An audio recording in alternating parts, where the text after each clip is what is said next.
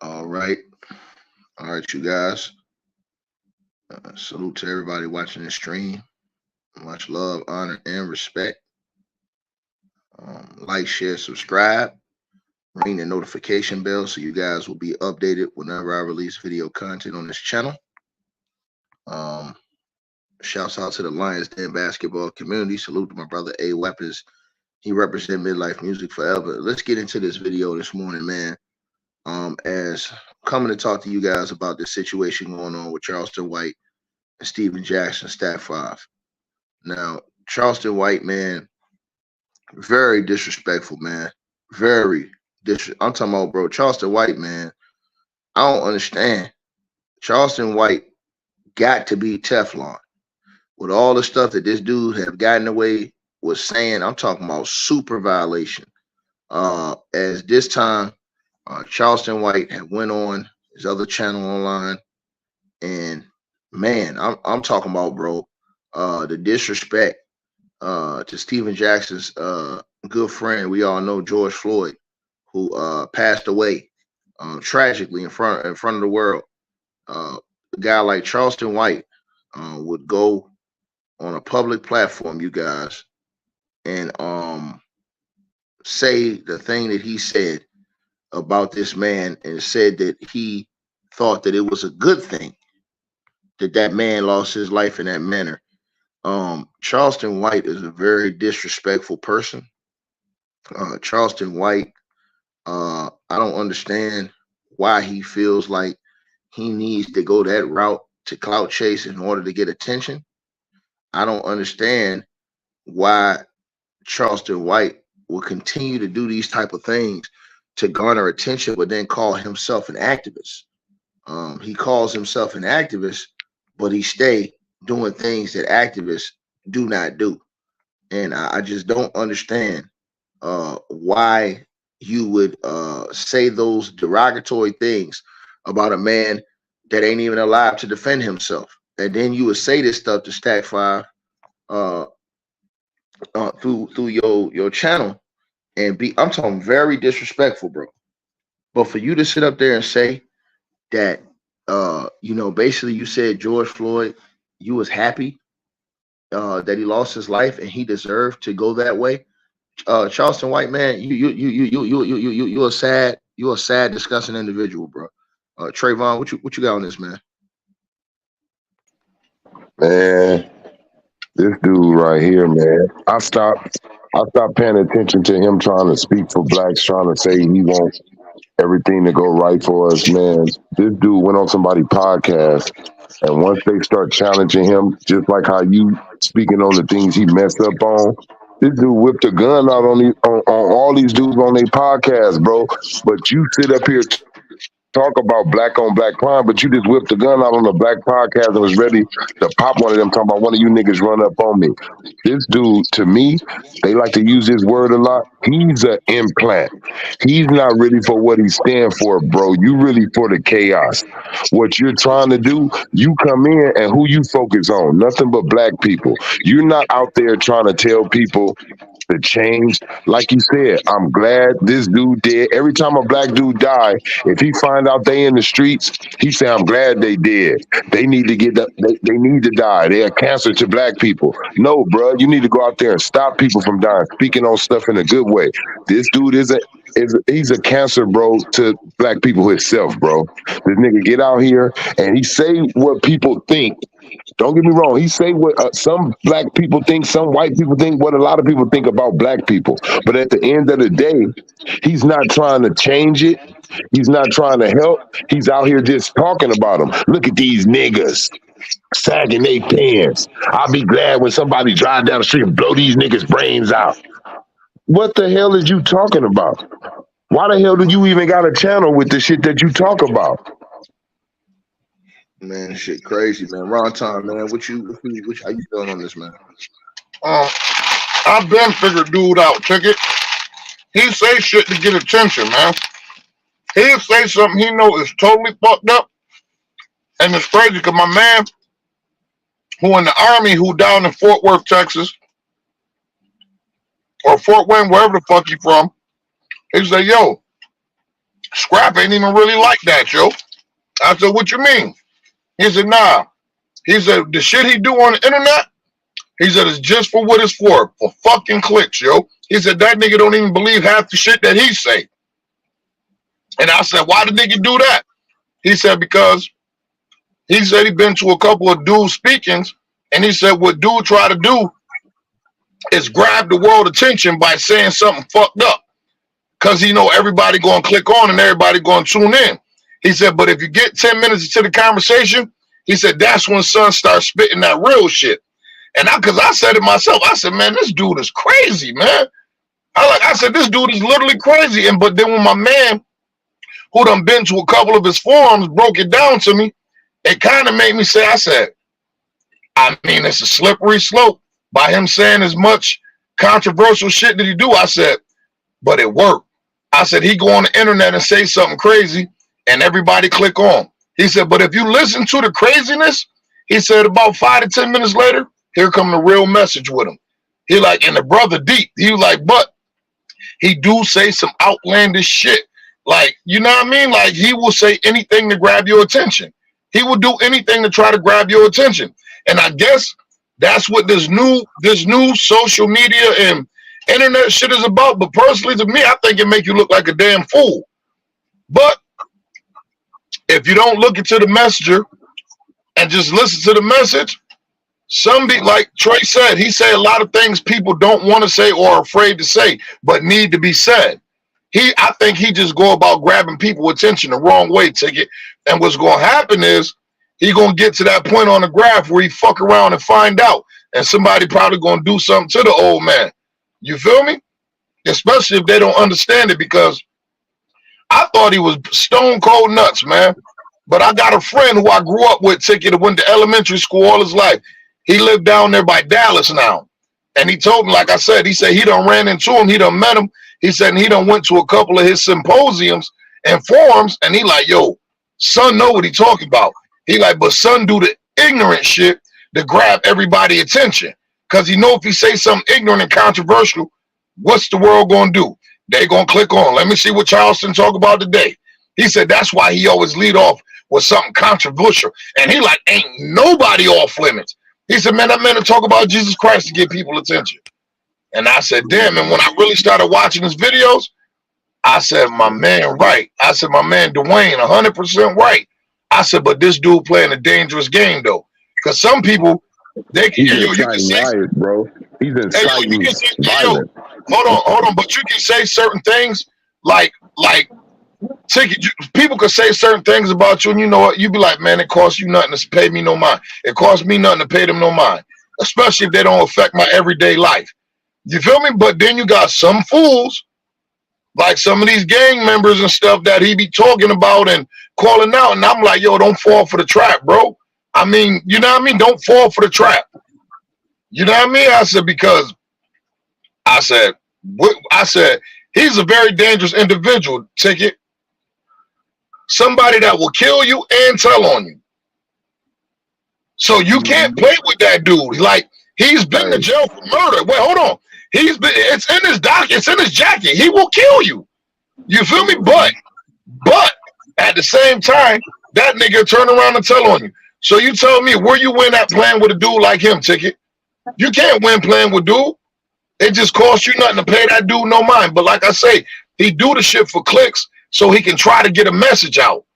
You get what I'm saying? But some of the stuff he be saying, I'm like, man, you crossed the line, bro. Like you kind of crossed it. Yeah, like you crossed the line. Like the shit he said about putting the money on Deion Sanders' son had. You know, I'm knowing in my heart, I'm like, man, that man ain't really trying to do that. But he figured if he say that, somebody will fuck around and listen to him. Everybody like Ticket. Hold on, and Ticket, regardless of what everybody try to talk about, man, everybody like to tune in to ignorant shit. Most people, you feel me? Like that, like you got have a dude like Dr. Boyce Watkins having a live talking about something positive, showing you how to create this and that, and giving you jewels, and niggas will skip right past this video and go watch some ignorant shit. let me ask you this, Ron. He Y'all do don't say forget. what Y'all don't people forget. think. We got Herm, Oh, and okay. then T Price, and then LB in here too. Go ahead, y'all. Go ahead, Herm. We got it. You, T Price, and then LB came in after that. Charleston White, crazy as fuck, man. He be on a lot of things, man. He be right, but I think the thing that I'm pissed off at him about right now is what he did with Dion and his son. That was on call for. I think he need to get smacked the shit out of, pistol whip right quick to get his mind back right. End of the day, when he called out buffoons like a Steven Jackson and them, I would agree with him and call out these rappers. He be right on point with them. And he tells you his whole gimmick. So I don't know why guys get all Nah, riled up you with it. wrong. Hold on, Herm. Herm, you wrong on that. I'm gonna tell you why. Steven Uh, Jackson wasn't bothering this man. This man straight up went and said that he was happy that the way George Floyd passed away, and that he deserved to pass away like that. That's what he said. Now, don't no man deserve. Hold on, don't no man deserve that. Don't no man deserve that Nah, disrespect. And nah, let me nah, tell you nah, something. nah, nah. Let me tell you something else. He talk all this talk, but he don't live the stuff he's saying. He talking about he an activist and he love the kids, but he talk down on the kids. He sending dudes pictures of his beefcake. He doing all this foolishness. He running behind. He was running behind the man over there, Aiden Ross and all them dudes. So I don't want to hear nothing from this dude. This dude's a clown. He's untrustworthy. You can't trust him because he worked with the police. And like I said, man, he's a nut, man. And I'm gonna tell you something, bro. Look, you play stupid games, you get stupid prizes, man. You know what I'm saying? It's like Nipsey Hussle said. You keep campaigning, nigga, your ass gonna get elected one day, dog. That nigga been campaigning for a minute, bro. Dion, man, hey, man, just bail me out of jail if I see him. I pistol whip him right quick, Dion, man.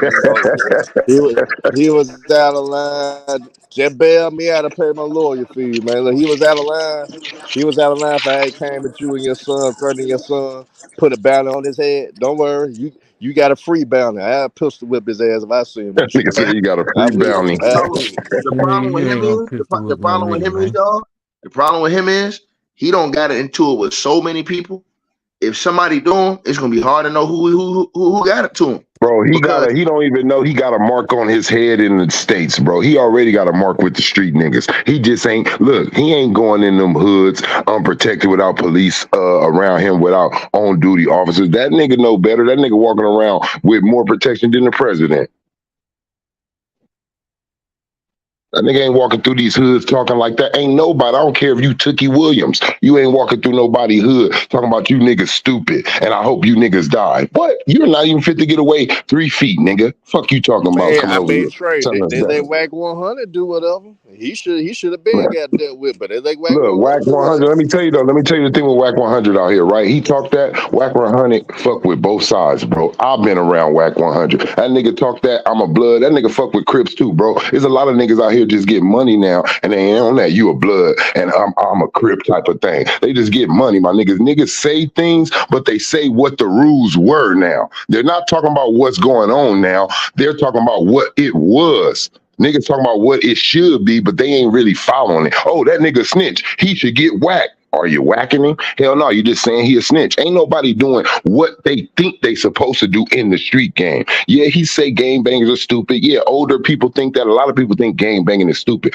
But ain't nobody saying we think them young men out there should die. We think them young men should go to jail for life. They hoping that them people change their lives. This man should not go to no school speaking to no young kids or Whack nothing. 100 be saying some ignorant ass shit too. He get I didn't away. say he didn't. I Charleston didn't White go say he get away didn't. too. He go I get didn't away say he too. didn't say it. That's the thing. I didn't He say go he get didn't away say it. too. The thing is, we got to pay attention to these ignorant niggas getting platforms, bro. While they be blocking everybody else who's just speaking some educational or some knowledge shit, these niggas, they let them talk when they making your kids stupid, making your kids go out there and do dumb shit. This nigga is really with black on black crime, but the black on black crime he with is saying, I'm with killing off the niggas who don't give a fuck to him. The niggas who he think is a cancer. But you're a cancer too. You're fighting fire with fire the wrong way. You say the right things, probably what needs to be done, but are you going the right way by them? It's just like telling somebody something. You could tell somebody something, they're going to take it the wrong way because you didn't approach them right. And that's all he does. This nigga is trying to spark somebody's brain, bro. It's the same thing Tupac said. I know I may not be the one, but the words I say may spark the brain. And this nigga saying things, somebody going to sit back and they going to do something stupid.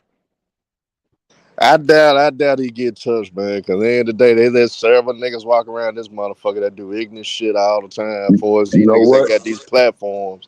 Somebody will, just like you said you will, just like you said. Look, you just said you will piss right. I don't think you're ignorant. If I see him, I would do it. But listen, what I say, I don't think you ignorant. Look, I don't think you ignorant. But I think it's somebody that's cuckoo that would though. Whip him if I see him, but I mean, am I gonna gonna see him 9 times out of 10? Probably not. What make you think that man gonna let you pistol whip him? That man running around with all type of guns, licensed to kill, man. That man running, he got him in his trunk, bro. I haven't seen his post. The nigga then pulled over in his car. Look, this nigga pulled over in his car when he got into it with the boogeyman, so-called, out there in Texas. We know who they call that. When he got into it with that man, he pulled over in his car. That nigga had nothing but AR-15s, nigga, and all type of shit, talking about I'm ready for any mother pull up on me and try something. Now, is that somebody trying to stop it? Is that somebody looking like they're trying to stop violence, or is they just with black on? He's with it. There ain't no nigga who I ain't never heard no dude, even when I was young, coming to my schools talking like him, trying to keep us out the streets. I don't care if he thought they were stupid and they out there killing. He didn't describe it like this man is describing it. And like I said, you got some people that agree with how he's saying it because they feel that way, but that don't mean it's right because you agree with it. But Trey, this is where we all falling short on. He already told you from the beginning this is a character.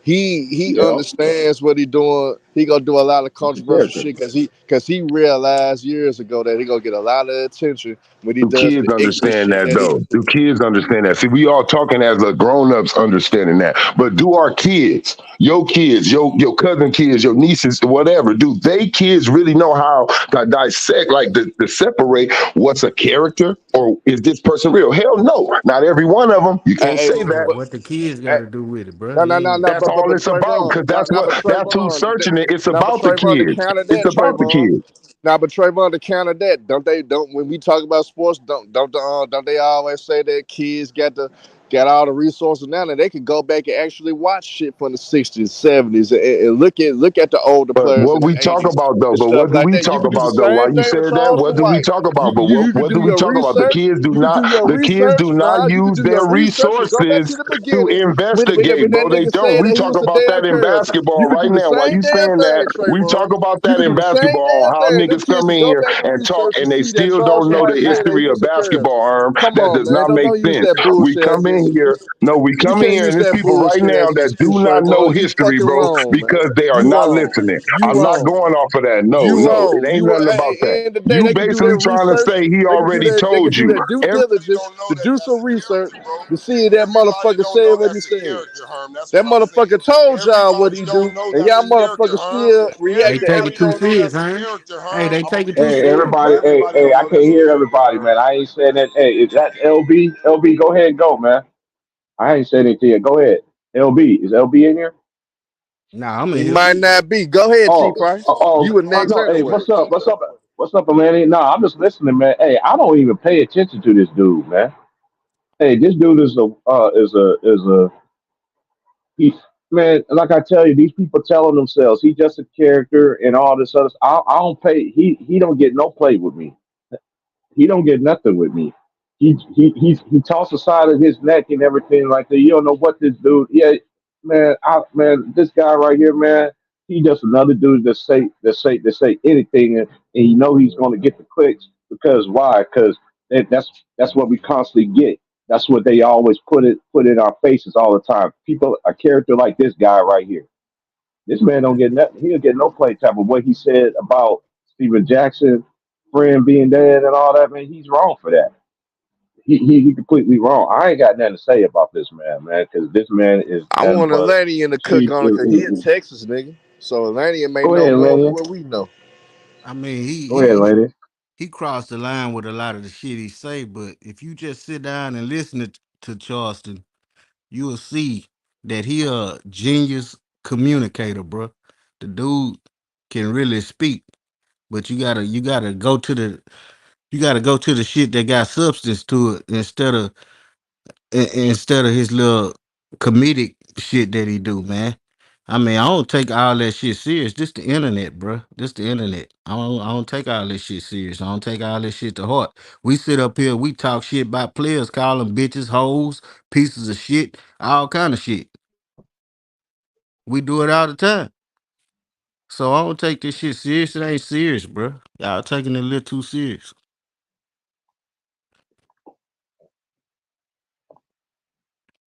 Yeah, that's all I got on it though. I like Charleston, bro.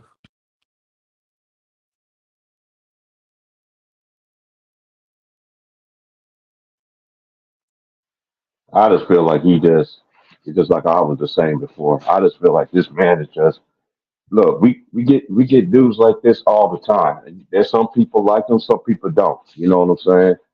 I don't. What he said is out of pocket. A lot of things he said is out of pocket, but at the same time, like I'm gonna say 10 toes down what I said. I don't really care for the man too much. That's just me.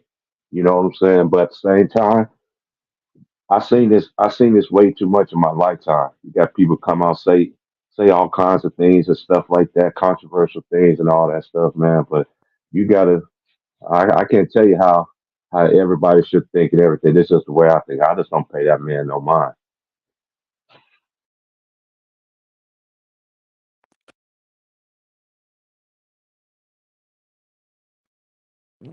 Yeah, T Price. I mean, I feel you on that though. Everything ain't for everybody, bro. Everybody ain't gonna That's like you. true. You know what I'm That's saying? true. I just don't fuck with him at all. Anything I hear that man say, whatever like that, I no. I see him all the time on YouTube or all that, all the clicks. I'll be like, man, nah, man. That's what people like. That's what people. Some people like it. Some people don't. If that's your cup of tea, you'll like it. If you don't, you don't agree with it. But he just said a lot of controversial things, like many other people have said. You know what I'm saying? He ain't gonna be the first. And then years later, we're gonna talk about another somebody that's gonna be similar, just like this guy. It don't stop, y'all. It just keeps on going and going and going. It's up to you to figure it out and how you raise your kids and how you raising your children and everything like that. Because at the end of the day, the parents or whoever is taking care of these kids got to let them know what's right and what's wrong. You know what I'm saying? So Yeah. it Well, my starts at home kids, first. my kids, Go ahead. they don't listen to they don't listen to Charleston White. You know what I'm saying? They don't even know who Charleston White is. But I don't know. I mean, like I said, bro, he said a lot of shit that's way across the line, but same time he on the internet, he trying to get him a bag. He trying to make his content like anybody else, bro. That's all it is. Shock jock type shit. That's it.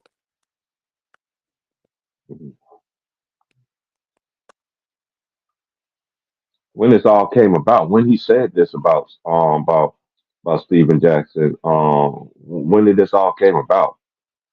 I don't know. I don't even know What what he said. that's why I'm trying to figure out what he said too, but and everything. If he said what he said, about Stephen Jackson's friend dying and everything like that, we already know that's out of pocket. Because we all seen what happened over and over and over and over again. You know what I'm saying? But I'm only talking about that. I'm not. I don't care what the man doing. He's doing what these other people be doing. We saying stuff, talking about stuff, getting clicks, getting people to support their movement and all this other stuff, man. Hey, I'm just not with all that shit, man. That's just me. Yeah, I mean, ain't no telling, bro. Shit, Jack might have said something about him too. You know what I'm saying? They might. Ain't no telling, man. I just want to know like the full story of it for me to really elaborate on.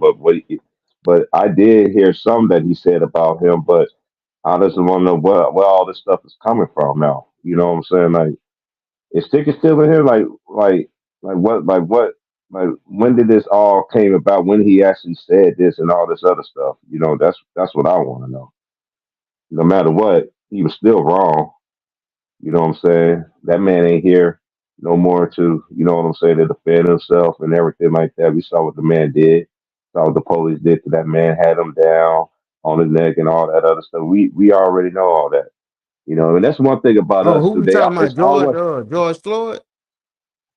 yeah. He if he was talking about George Floyd, then he's out of pocket. If he was talking about George Floyd, he's out of pocket. You know what I'm saying? That's who Stephen Jackson's friend was. You know what I'm saying? And he was talking about George Floyd. He's out of pocket. You know what I'm saying? For that, how he Well, deserved to die and all that. I heard Charleston talk about it, and yeah, he say he didn't like how people was doing all that protesting for George Floyd, and we didn't do that for Tamir Rice, which that's the truth. That's the truth. We ain't do that for Tamir Rice, but Yeah, we pick yeah. and choose. We pick and choose. I understand that. You know, I'll get into the man. Like some things he said. You know what I'm saying? I only seen like honestly like two videos when he was talking about that what you were just talking about, Atlanta. Yeah, ain't nobody talked about her and everything. It's just certain things that the media outlets and all that stuff that they put at them. And it always take one of us. You know what I'm saying? For us to go at each other. That's how they do it. Have a black person coming in talking about what we need to do and all this other stuff and everything like that, and then come on, it don't even make any sense, man. It ain't gonna stop, y'all. This ain't gonna stop. Hey, if you continue to support, you just support who listen who you want to listen. I ain't telling nobody to. I just don't get into people like that, man. Because your character and everything like that, it should line up with what the hell that you be talking about, man. That's all I got with it. I ain't got nothing to say about this guy, man. 'Cause he don't get no playtime up in these walls at all. Not even in my ears or anything like that. Period.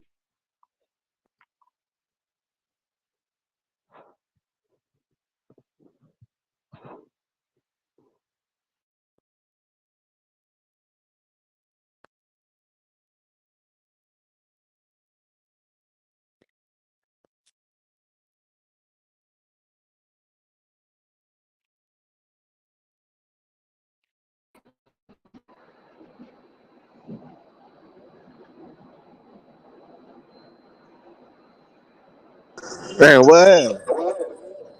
Yo, can you hear me? Yeah, LB, go ahead and cook on this shit, man. Nah, this Ron time, huh? Oh, wrong time. What's happening, man? Man, what's happening with you, Brody? Hey, yo, I was just saying the same thing Atlantean said, man. Like, yo, like, y'all not really listening to what he's saying. You feel me? I'm like, yo, like, people saying he's saying, fuck George Floyd, but he was saying in the contents is what makes George Floyd more important than Tamir Rice. I get that. Everybody know he controversial. He gonna say shit to get your panties in his bunch because he want to grab your attention. He know it's sad to say, but he know a good amount of the population, at least the black population, like to tune in to ignorant shit.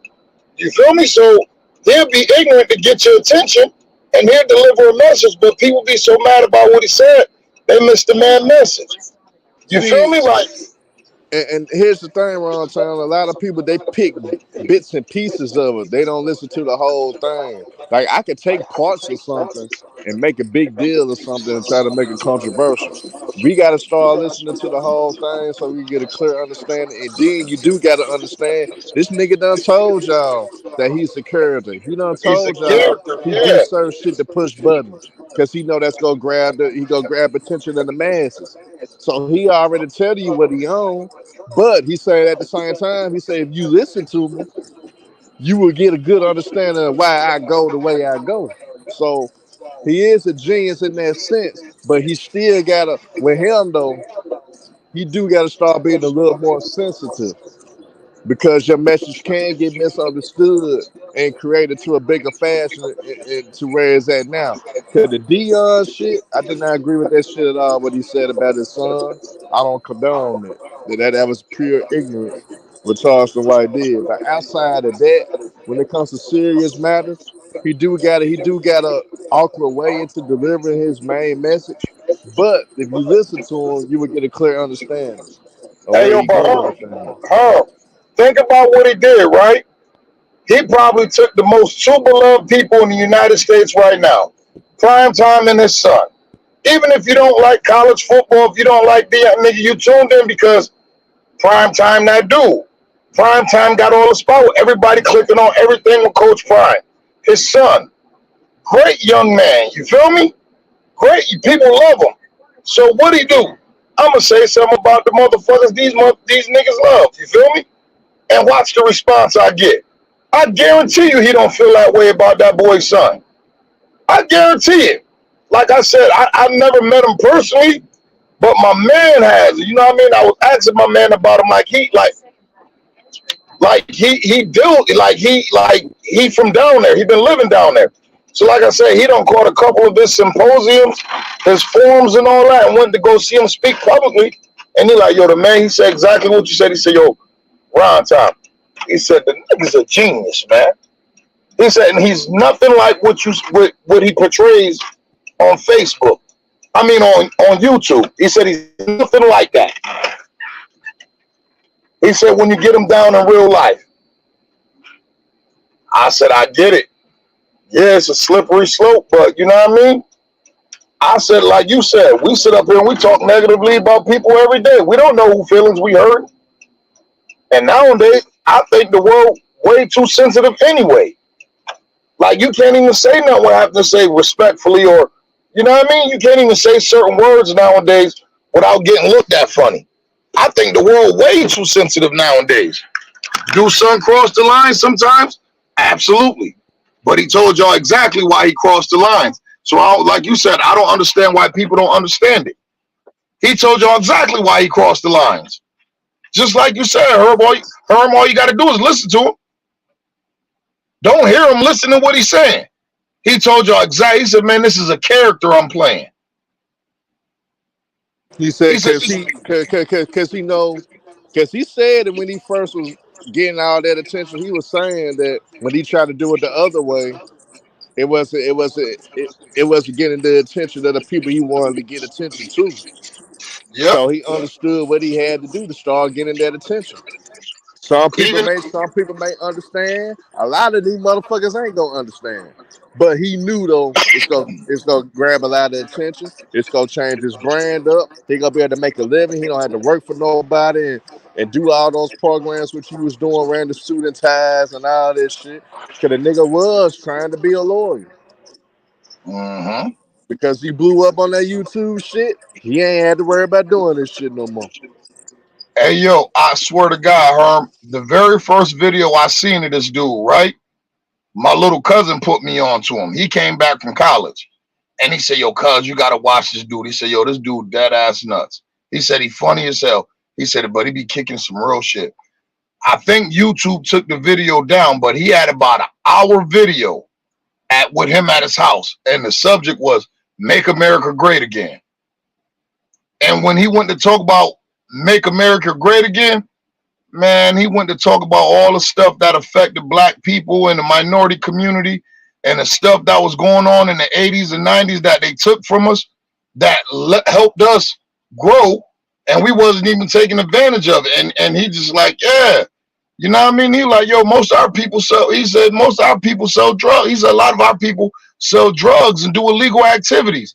He said, back in the 80s, it was okay for you to sell drugs. Yeah, let's go back to the 80s. Let's make America great again so our people can get rich. You know what I mean? He like, y'all don't even know they took the resources from y'all, the same resources that they tried to use to kill us and kill us off. He said, we made profitable and we started coming up. He said, so what they do? They took that from us. You feel me? He said, and he like, yo, and he just went back to talking about how things was for black people back in the 70s and 80s. And you want to know what he said? I wish it was like that now. Because guess what? We was forced to deal with each other. He said the worst thing that ever happened to us was they ended segregation. And when I thought about what he said, I said, damn. Now, we fought for equal rights, all that Jim Crow shit to be ended. He said, but when we were segregated, He said black folks was forced to have their own. He said we had more businesses, more income, everything. He said we could only deal with our kind. He said as soon as they started seeing us expanding with that, they took that away. And I had thought about it because I thought that was some of the most Yeah, ignorant shit you say about him saying ending segregation. But then when I finished listening to him, he was like, yeah, because that way we would be forced to deal with each other and we wouldn't be in all these predicaments that we in now because we'll be used to dealing with our own kind. and He said then, they see, yeah, they and then seen the on top strength of in that, numbers. and Yeah, then on top of that, Ron Tom, they rather see the foreigners flourish than us. So they'll give out these business loans to these Arabs, to these Hispanics, to all these different ethnic groups, because they understand that what we had back then before segregation ended, we had our own grocery stores, had our own gas stations, had our uh-huh. own businesses, had our own Home clothing base, stores. We had home everything on base. our own. Yeah, and that's crazy because he really said that shit, and I like, damn, I never looked at it that way. You feel me? He was like, and I like, damn, it took for him to say that for me to get his message about this, we need to stick together. I wish they would have forced us to stick together by not ending segregation. He said, because we'll be in a lot better off spot, black people. But all people heard was, what you mean you shouldn't end? We shouldn't end. He like, I'm not saying we shouldn't end the segregation, not to deal with the opposite kind. He said, but we should have not ended it because we was forced to stick together then. And then And we that's had our own, then for us police, for us law enforcement, that we had our own law enforcement in the black communities. We didn't have to deal with the white folks like that because they let us police ourselves basically. And end of the day, that would have been better off, man.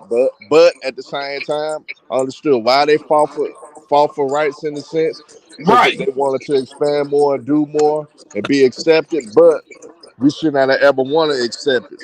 We should have made them. We should have made them to the point that damn, we got no choice but to fuck with these niggas. Hey, But yo, and the, instead, we look for approval and we look for acceptance from them, and that's what led us to the way we are now. hey, yo, and it's crazy because we want acceptance from everybody else in the world except our own kind, bro. Like, what's the first thing you say, Herm? As just being an older dude who done been through life, what's the first thing you say? I don't give a fuck what a nigga say about me. You feel me? But nigga turn around and think what that white man think about him. You feel me? Like they think that. So I be getting it. I get him. I get him. Sometimes I think he be sliding on a slippery slope. But I guess that's what you got to do nowadays. That's the only thing people respect. That's the only thing people respect. Like people like, come on, man. And these cats don't really understand. Like they don't understand the main problems we have for us our community to the point where that they are blind to really face the realization of why we are down the way we are down. It's Yeah, because we don't stick together. All these other races stick together. All these other races with these Hispanics, you got 10 motherfuckers in one house. Everybody get their turn too. They'll take their time, man. We gonna get you a car first. All right, cool. You straight and we got you straight now. We gonna put some money together, get this one a car now. And before you know it, them 10 motherfuckers that staying together, all of them got cars. All hey, now they gonna start working on buying more houses. Man, we can get another house now. hey, It's yo, 10 of us putting in on this one on another house. hey, yo. You know the crazy part about it, Herm? I was just on my block the other day, right? I shot through the block. It was warm out. I said, man, let me go through the hood and see what's popping. Go through the hood. You know, the young bulls out there doing what they do. They see the big homie. They like, yo, what up? Now, in my hood, we got like two corner stores that's right across the street from each other, right? One is a black-owned corner store. The other corner store is owned by the Arabics. You feel me? Arabics, they cool as fuck. You know how they rock in the stores. You feel me? They good peoples. But you will see 90% of my hood go to the Arab store to get what they want instead of walking across the street to get it from the black-owned store. Price is exactly the same, bro. But because the black dude Tell y'all, yo, don't stand in front of the store. Don't stand on the corner. Don't do that, yo. Don't throw that right there, yo. Come on, y'all. Y'all about to get me shut down. Y'all say, oh, he a bitch ass nigga. He this and that. But then you go across the street and the Arab say, move or I'm gonna call the police. And you respect it wholeheartedly. And I be like, yo, all son wants y'all to do is keep his business clean so he could be here for us. Y'all don't even respect that. You feel me? Yep. Y'all don't even respect that. But the Arab will go across the street and tell you he calling the police on you for standing out there, and you niggas move and don't give him no problems. But you tell me the dude Bear, oh man, Bear's a funny dude. He's a rat. No, he's a legit business owner who don't want his shit shut down, bro. He know what it is in the hood. He just telling y'all, yo, move a couple paces down, bro. Don't do that right here. Come on. And like what I started doing in my city now, instead of going to like them Olive Gardens and Applebee's and shit like that, I've been eating at restaurants owned by black folk, and that food just as good, just as rich, just as great as what.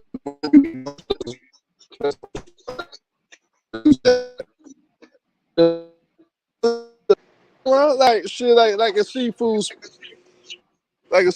spot in the hood right now. If y'all hear me, cause I think. Hey, yo, Herm.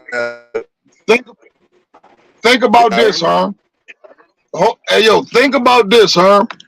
Everything young black people indulge in nowadays: sneakers, urban wear, weave, down to the chicken spots. Even all those is Arabic now, bro. You got the Arab selling the girls weave. You got them frying your chicken. You feel me? You got them picking out your clothes for you.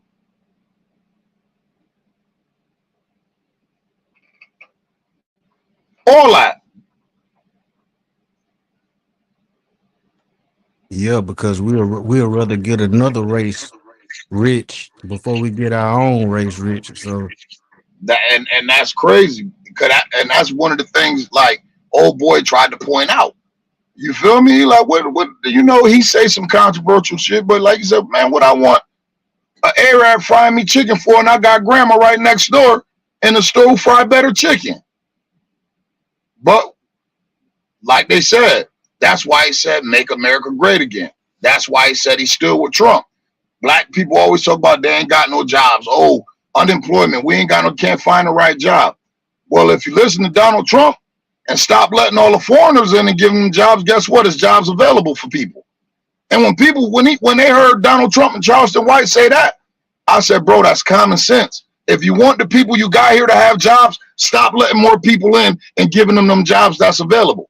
Because we got millions over here that's homeless and living off the system, and all them people can be doing the jobs that we giving to the international people. They can be owning the businesses that the international people come and get. What they want to talk about? What you think? Them Saudi Arabians ain't got records over there in their country? You think they all good people? Nah, they regular people just like us. So they gonna have their ups and downs. They gonna have their run-ins with the laws. You feel me? But yet one of them could come over here and get a whole business, and they'll tell you no, because you got a felony on your record. You can't get a loan. You can't do this. You can't do that. To the point where they started giving tax credits to major American businesses for hiring felons. That's how bad it got. They had to incentivize these motherfuckers to hire us.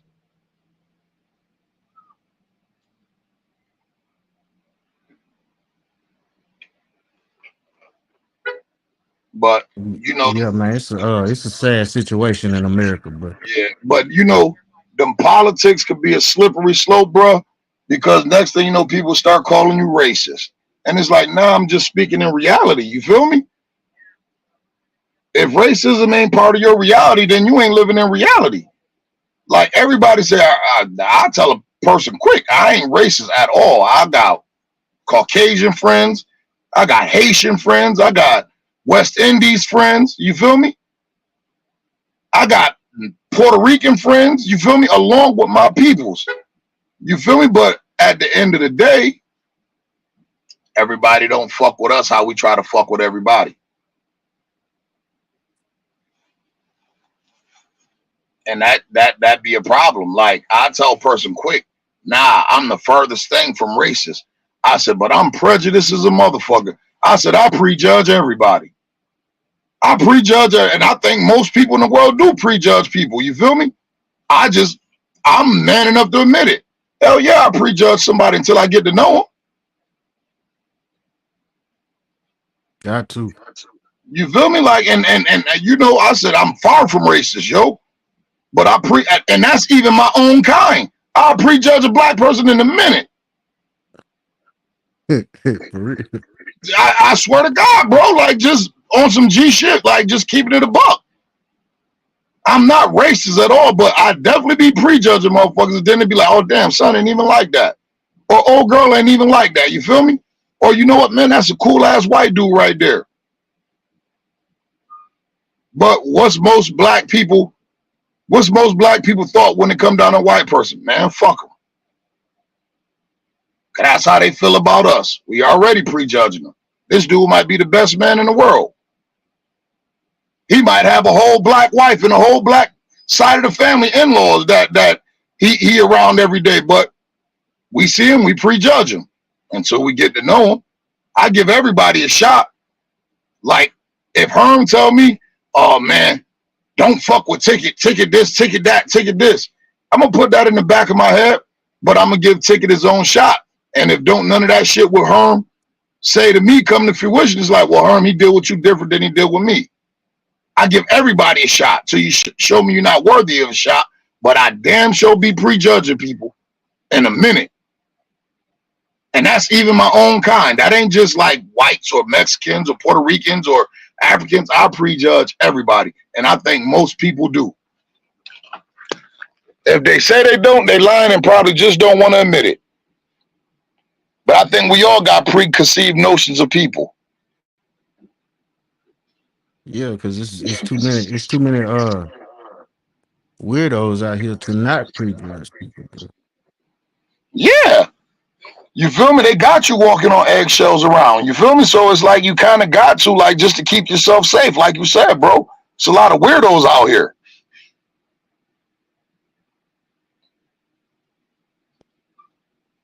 Phone got an echo, bro. Oh, no, I'm just saying because, you know, I don't know. What is it? Yes, for Rands? Oh, that's one. Oh, damn. Whatever that say. Mr. Rands. I get you.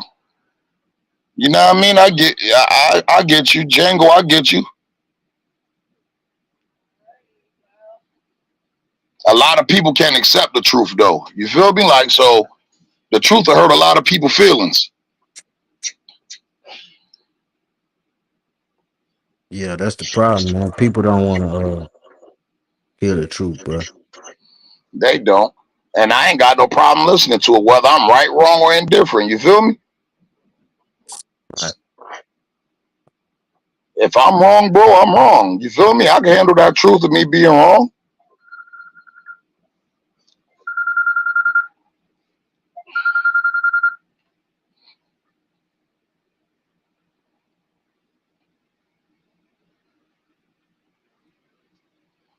Like, yeah.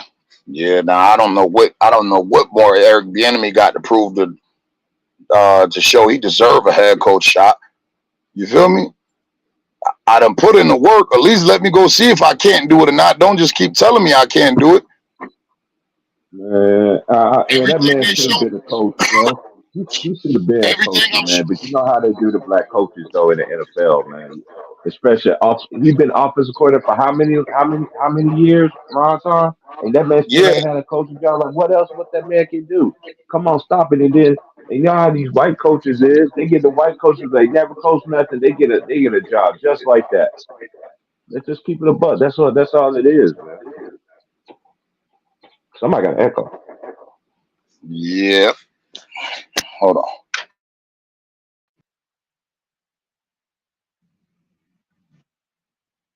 Can you hear me? Yes, sir. Yeah. Damn, somebody said that. Somebody just said this. Look, somebody just put in the comment section. He said, "Yo, Afro Cuz said, shout out to Afro Cuz." He said, "Y'all know 2 million Hispanic migrants came through the border illegal since 2022."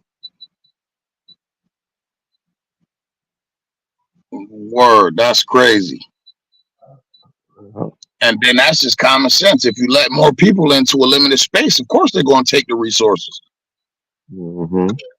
Now, I mean, this is called survival of the fittest, self-preservation. What the Right, hell I right. care? What the hell I care about me grabbing a loaf of bread off the rack, the last loaf of bread off a rack in the grocery store, if my family hungry and your family hungry? What's it gonna come down to? You gonna say, "Nigga, fuck your family, my family hungry." So now you letting all these people in. Then you saying you're not even. It's not these 2 million people that's not even here legally.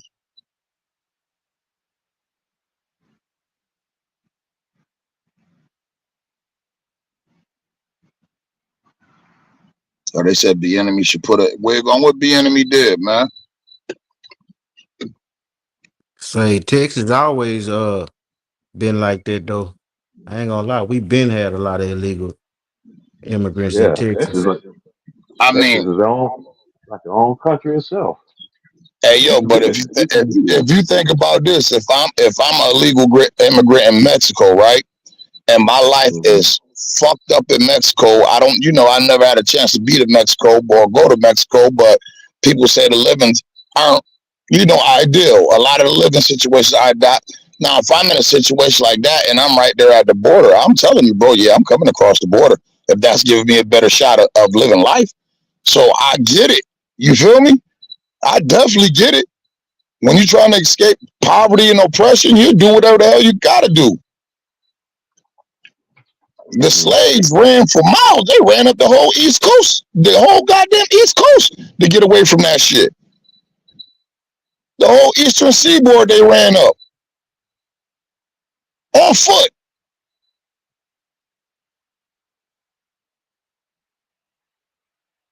Mm-hmm.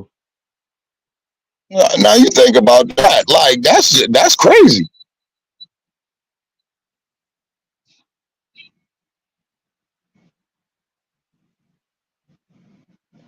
Yeah, they shipping them out to all these different cities.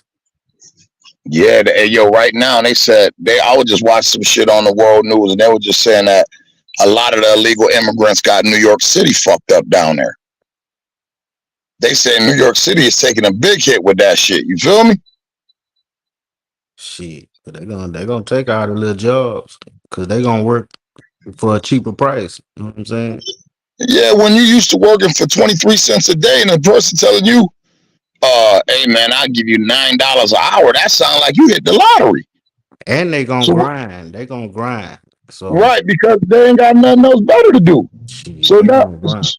so now you look at it, if I'm a business owner, why would I pay you $22 an hour when I could pay somebody $9 an hour to do the same job?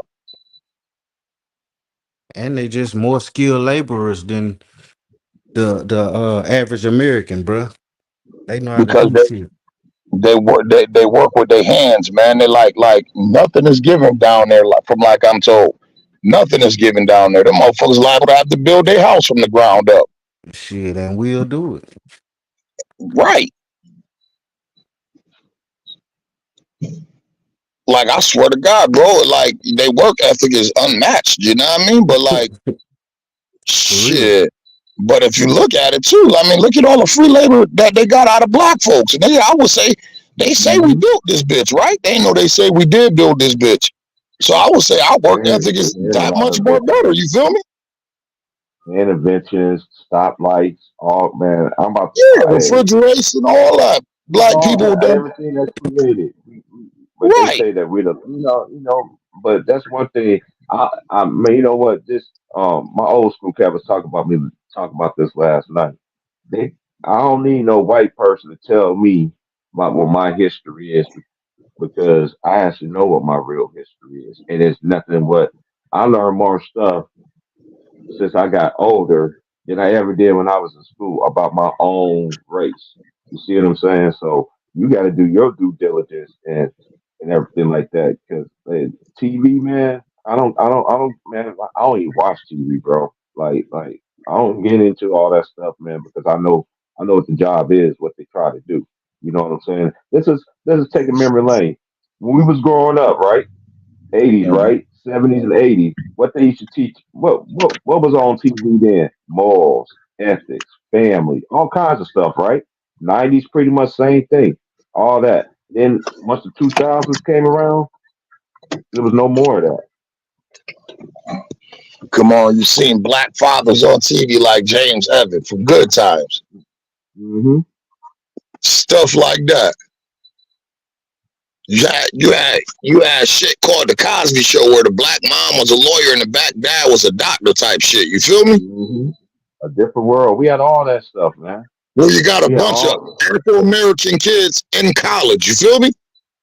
Hmm. Man, that's a depopulation agenda that they pushing, bro. Everything they You pushing, already know. everything, bro. Hey yo, you got to think about it. It's only so much. The Earth globe isn't infinite. It's only so much space. They say 80% of the globe is covered with water, so it's inhabitable. You feel me? So like, what you think gonna happen when all these people keep populating all this land and this space that they got is becoming less and less. So what they got to do? They got to kill some of these motherfuckers off for the Earth to keep surviving. That's just common sense. It wouldn't be enough resources if they didn't do genocidal acts on all nations. You feel me? All nations do that shit. Got to keep the numbers down. Hey, salute to the Other than queen. that, it Yeah, won't be yeah. enough to go around. Other than that, it Hey, won't be enough to go around. you right. And she was right. I agree with what she said. We used to be like that in the 50s, 60s, and 70s. A lot of black men came up doing construction, having their own businesses from concrete to masonry. Mad, That's a fact. mad load of money. Crack era in 80s destroyed. Hey, look how they did Black Wall Street and all this other stuff, man. And burying all them people. Man, come on, man. Like I ain't going all deep in this stuff, man. But man, that's why you gotta do your due diligence, man, and really look into stuff, man. Just because they say it's something on TV, you always got to do your research and back it up. Because everything they ain't telling you ain't factual. You don't see them people challenging each other with the stuff they be saying. A lot of people just say stuff and then let that stuff go away. That's why I wait and do my own due diligence and everything like that. Yeah, man. It's I'm just how trying you to raise tell your you. family though too. It's how you raise your family though too, man. If you came from uh uh, uh I know people just because you don't have your mom and dad don't mean anything. I know some great men and great men that was raised by single fathers and was raised by single mothers. You know what I I mean? swear So to God. you know, so Swear to because all this God. perception everybody got to see, man, you gotta weed them folks out, man. You know what I'm saying? That's why I always listen to people who really pushing something. They live what they say that they doing. They don't be some people gonna be controversial. That's what they have to do. Me, I ain't gotta do all that. I can tell when somebody's being genuine, being real and all that stuff. But then again, I know what TV is all about. It ain't what people think it is either. Because you know what, Tell you a know what's lie. you know what's crazy, Ron Time? Hey, yo, just break it down, though. Tell lie to your vision. Yeah. And you know what's crazy, Ron Time? Can you remember how we was growing up? They always used to say, uh, the children's our future and all this and that there. And look what they doing to these kids, though, man. Just That look. Look this at is the evolution of all that stuff. Look at the movies. Look at not remember back in the days, man. You couldn't even see when we was growing up. We didn't see not the way these kids be cussing and talking to grown folks now. You see what I'm saying? And now it's just like kids just cussing out the blue and going. I'm like dating. I'm like, what is going on? It's like it's the agenda that they be putting out there, and then people still be like, oh, it's just a movie. It's just a movie, but it's actually reality. They try to shape it. They're hey telling yo, you what they want this to be. hey yo, Go this is ahead. crazy, T Price, because I just had to remove a kid from my football program, and I hated to do it. Right, the kid was six Hmm. years old. The kid was 6 years old. Right, the father had an issue with how much playing time his son was getting, and it wasn't even really Hmm. that. The little Joker got in the game and tried to tackle his own player, right? So coach took him out, told him to have a seat, explained to him what he did wrong. His dad wasn't feeling that. So the father proceeds to tell his son, yo, speak how you feel. If you want to tell that man to suck your dick, tell him to suck your dick. And I looked at his father. I said, yo, Stace. I said, that's the type of shit you condone, and that's the type of shit you putting in your 5-year-old head, that it's okay to violate and curse around an adult, and let alone curse at an adult. You just told this man some shit that'll get a grown man killed, and you just signed off on that? I said, man, the world about to end, man. I said, man, back in the days, if an adult even came and reported to my family I was cussing, guess what? Boy, the whole block beating your ass, boy. The whole block, everything. And it's funny because my grandmother and them, they knew, man, boys gonna be boys. I could imagine how y'all talk when all y'all together and y'all away from adults. But you better not let no adult catch you talking like that. Because if adult tell me they caught you talking like that, I'm gonna set fire to your ass. That's facts. And this is the thing though too. That's why I'm so blessed the way that I was raised and everything like that too. Because my mom and dad, they taught us right from wrong, but they also let us be kids though too. We went in an adventure. We knew how to act when we go somewhere and stuff like that. We knew we'd go to our friend's house and everything like that. They parents didn't play the radio either. You know what I'm saying? So as me growing up, it wasn't hard for me to mingle around with everybody and stuff like that because I knew how their parents would get down, and they know. Hey yo, DH Gates, my dude, DH Gates, you missed that, man. You should have been here on time. I mean, you see, and this what I just said. You see that? You see how people up here trying to spew their views and give dudes Jews. This dude just said, I'm here for the Stack and Rat Williams beef, not here to hear this fake ass Hebrew Israelite 5% God body shit. Get to the content. So, like I told you, niggas would rather hear some ignorant shit than hear something that can help them. That's crazy, bro. That's crazy. It's just like that dumbass dude yesterday, right? Gonna sit here, gonna talk about. They always quick to say when you passionate about something, all y'all brothers on here, man, y'all love to call somebody, oh, this man's emotional. Why man emotional? Because he ain't agreeing what you want him to say. When this man is really speaking he giving you from his perspective. You know what I'm saying? That's just like that was just my point there. Everybody who's been on the stream since the beginning, that's the point that I just said. And y'all see how that just came through. Niggas rather tune in to hear some ignorant shit to hear some real shit. And that's crazy. That's how they program to. But that's crazy, yo. Like we ain't disrespecting nobody religion, nobody ethnicity, none of that. We just kicking it. And one conversation led to another. All this shit tied in together. All this shit tied in because we was talking about Charleston White. Niggas say he tuned in for the beef. Niggas, the internet. It ain't no real beef, no way. What is you talking about? Bro? Hey yo, but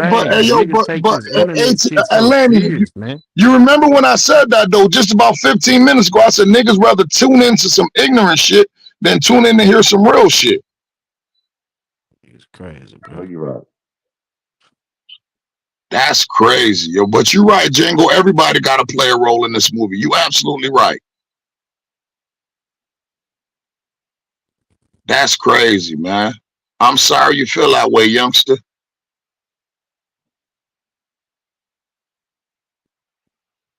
Damn, I'm trying to give some jewels. I'm trying to get some jewels from some of my bros. You feel me?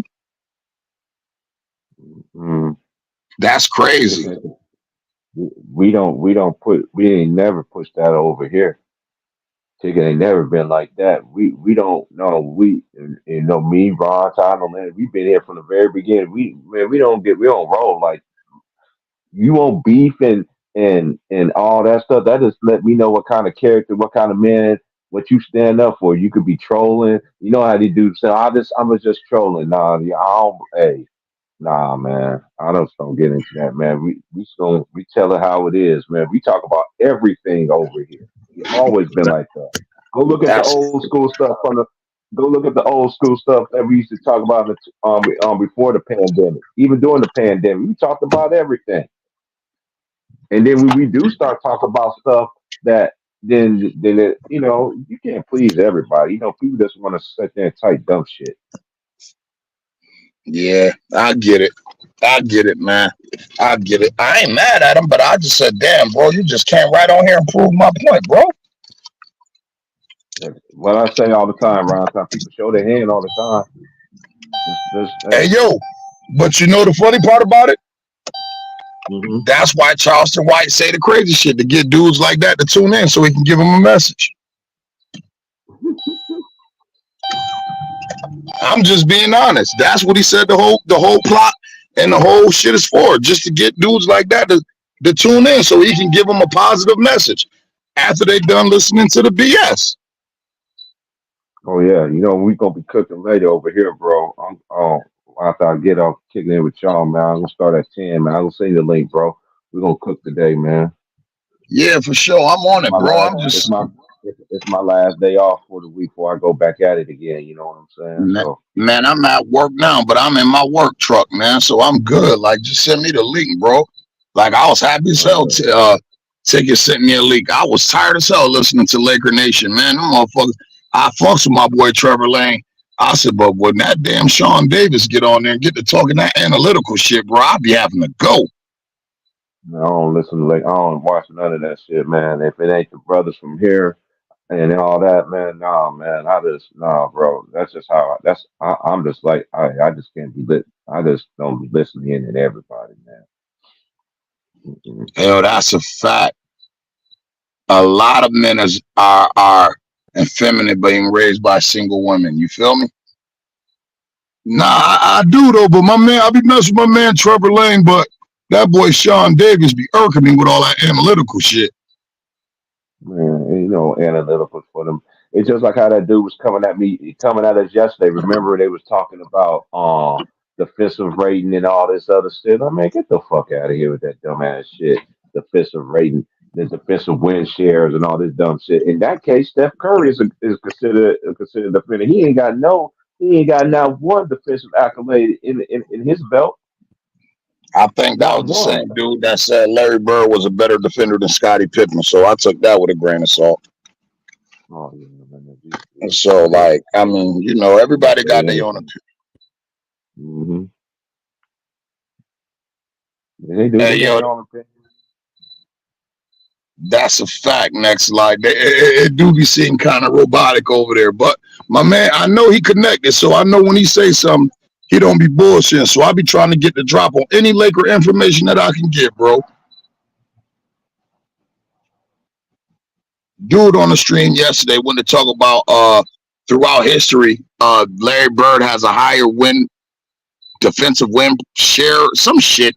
He said that Larry Bird was rated a higher defensive rating than Scottie Pippen or for defensive win shares or some shit like that. And I said, so you gonna try to tell me that Larry Bird is a better defender than Scottie Pippen because some analytical numbers told you he has a higher defensive win percentage share or some shit? I said, bro, the whole story. I said, bro, just look at the eye test. Who would you rather have guard the best perimeter player, Scottie Pippen or Larry Bird? All right, that settles it.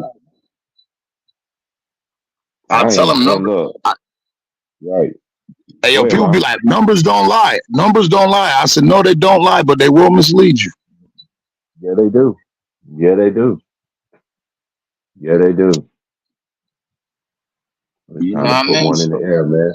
I'm waiting on the rain to stop, bro. It started pouring. Hey, I'm glad I put on my shorts long as I could, Ron Tom. It's out here pouring like cats and dogs, man. Shout out to Dead Blacks. Hold on, let me get the shout out to Dead Blacks for sending that was that a chat? Super chat? He's saying good show. Appreciate you, Dead Blacks.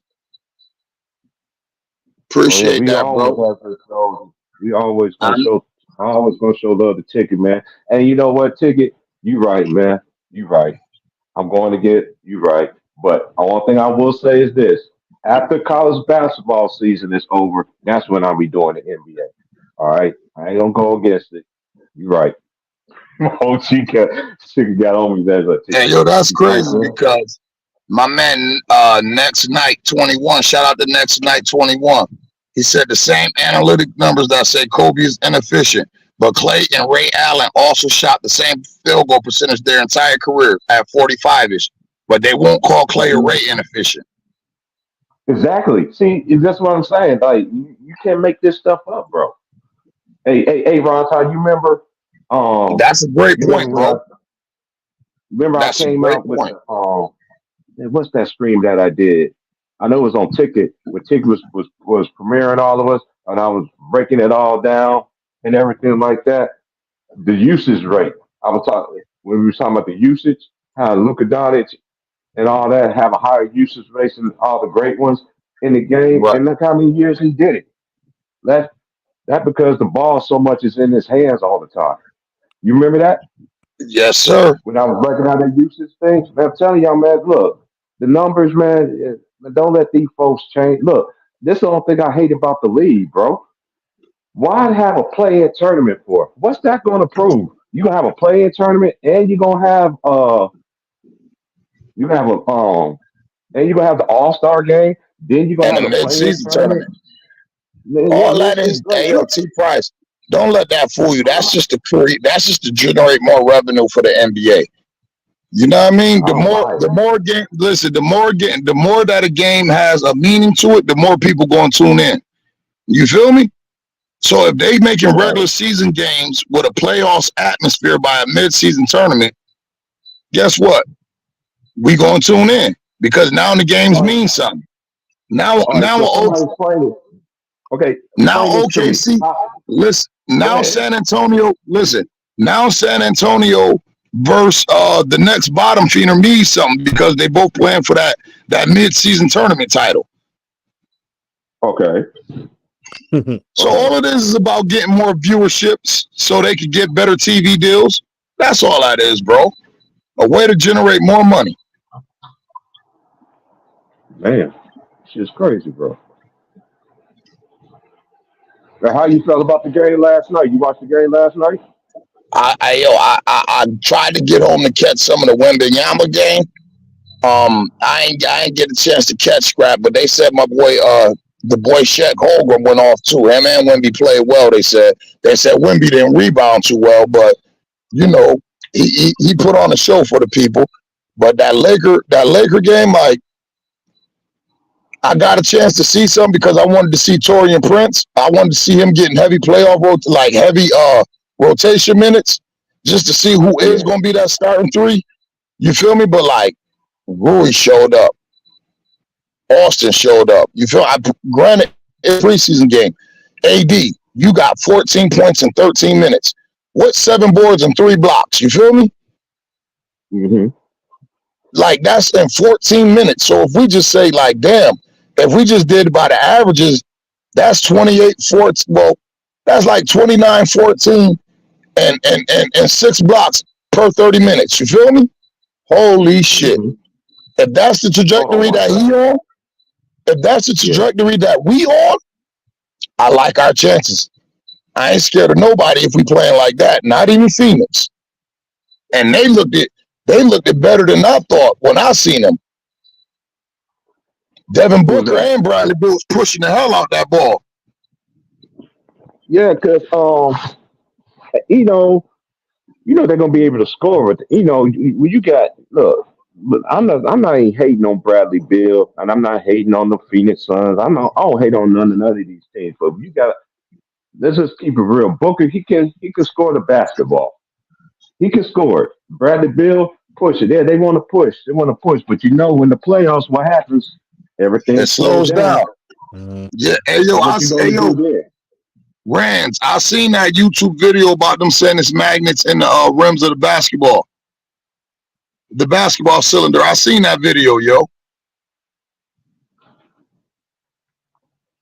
It half-ass made me believe it because I just don't see how a dude could shoot as well as Steph Curry, man.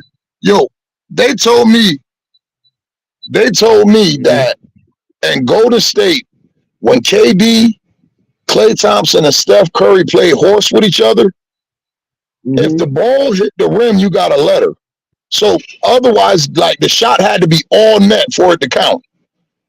So you can that Kawhi shot that he won the playoffs with would have got you a letter. And I said, yo, how skilled do you have to be but if you even hit the rim, you got a letter, yo. Yeah, that's changing it up right there. So you got to be all net. That's how they game a horse went, yo. I said, shooters. Yeah, that Magnum in the rim theory almost had me with the Kawhi shot in Game 7. Me too. Me too, bro. They got medicine in.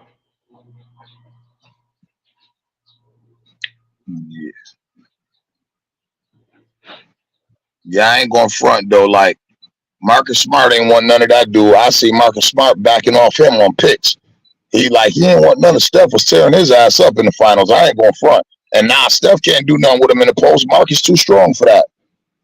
Marcus strong as fuck, man. I do like a little pit bull, man.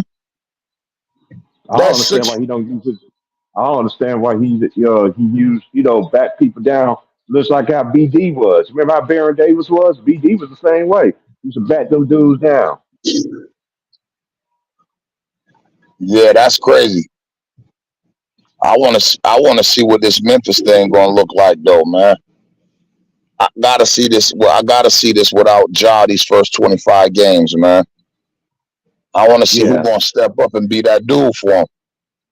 A lot of people think Desmond Bain.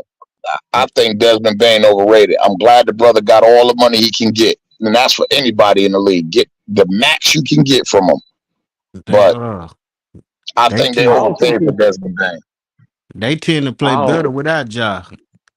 Tell you the truth. Yeah, but I'm gonna tell you what was the main cognate of that. Tyus Jones, and he gone. Yeah, that's true. They got Marcus now. They got Marcus. But I don't. Marcus ain't Marcus. I don't think he the floor general. Tyus Jones is more of a pure point guard than Marcus. Marcus is that dog that you want on the team. You feel me? But I don't look at Marcus as the traditional set your team up point guard type guy. You feel me? Yeah, he not. His role is more, man, I'm a dog. Y'all follow me. You feel me? It ain't the skill set that make everybody love Marcus Smart. I think it's his grit and his determination. At least for me, that's what it is.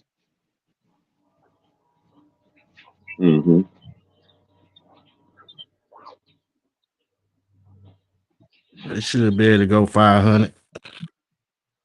Yeah, I mean, as far as pure point guards, I don't look at Ja as a pure point guard. I look at him like he in the Allen Iverson mode.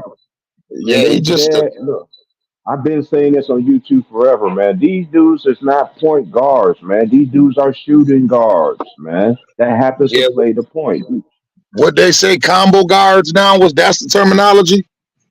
Yeah, fuck that. They shooting guards, man. They always want to. This is one thing I don't understand about basketball too, Ron Tom.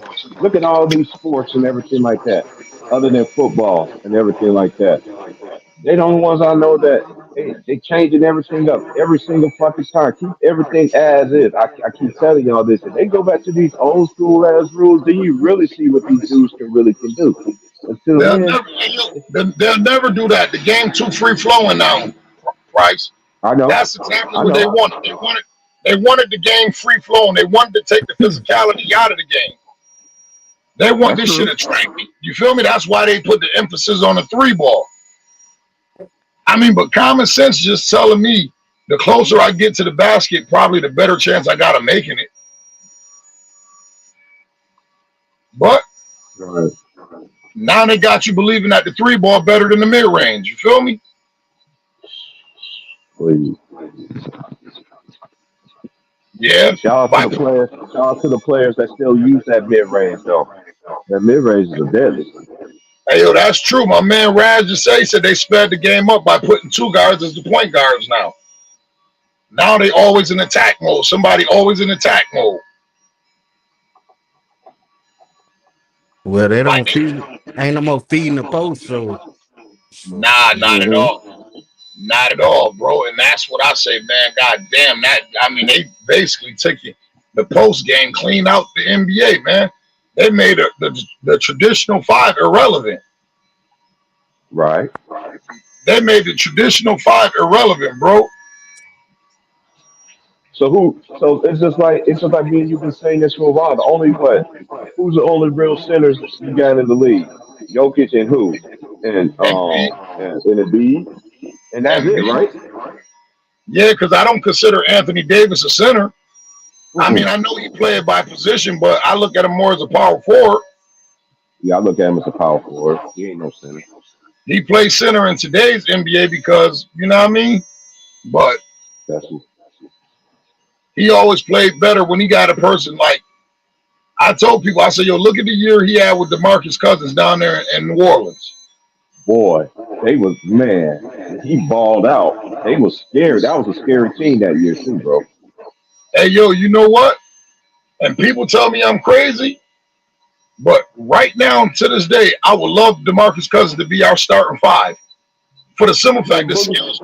Listen, the skill set Right. that Boogie got right now, Boogie could be a top 5 center in the league right now. With the skill set that he got. Without a doubt. Anybody says that he's washed up, man, y'all don't stop it. That man, hey, it's a shame that him, my boy Mello, and Dwight Howard can't go out on they, especially Carmelo and Dwight Howard. How much Yeah. they did for the NBA, they can't go out and get celebrated by all the fans that watch them grow. Because I still say the best mix of basketball we had was the early 2000s. We had 80s, 90s, and early 2000s. That was a great mix of basketball. That's why you saw great competition.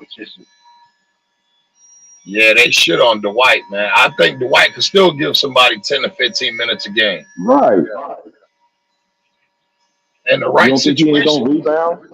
You don't That's think he why ain't gonna rebound? I ain't gonna front. I ain't gonna hold you. I was hoping Golden State signed him. You feel me? Me too. Me too. Because he like what he brings to the table is exactly what Golden State need right now. Exactly. And you know what, Golden State, and Steve Kerr, just play Kaminga, please. Just play him. Just play him. But I know Steve Kerr, you probably get in your own way like you always do.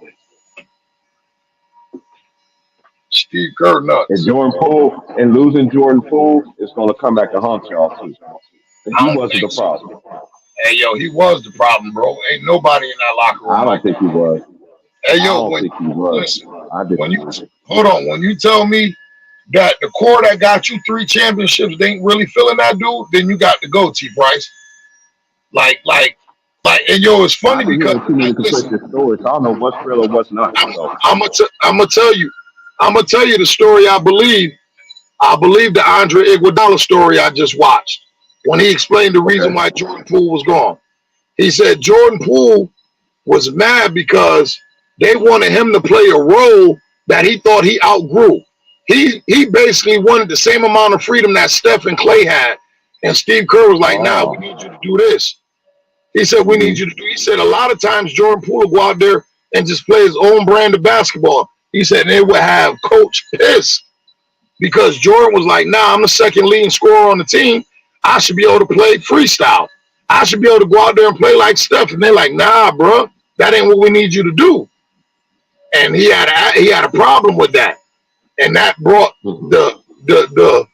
the disruption amongst their camaraderie. You feel me? If you notice, if you go back and watch the video, when Draymond socked them, ain't nobody come to his aid, bro.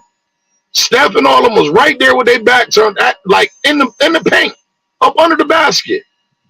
Now you mean to tell me they standing right Oh. there up under the basket, right? They standing right there. They're in the same gym on the same side of the court, right up under the basket. They hear you two arguing. They see Draymond walk up on them. If somebody really like that kid, they'll be like, yo, Dre, chill, I got him. Hey Dre, chill, Django. I Hey got him. Django. Hey Django. I totally agree with you on that. He's like John Calipari. Yep, I do agree with you on that. Yeah, he ain't the X and O's guy. He can just he more like Phil Jackson. You feel me? He can get the talent to like the band together. People fuck with Steve Kerr. You feel me? His political views, like the folks fuck with him.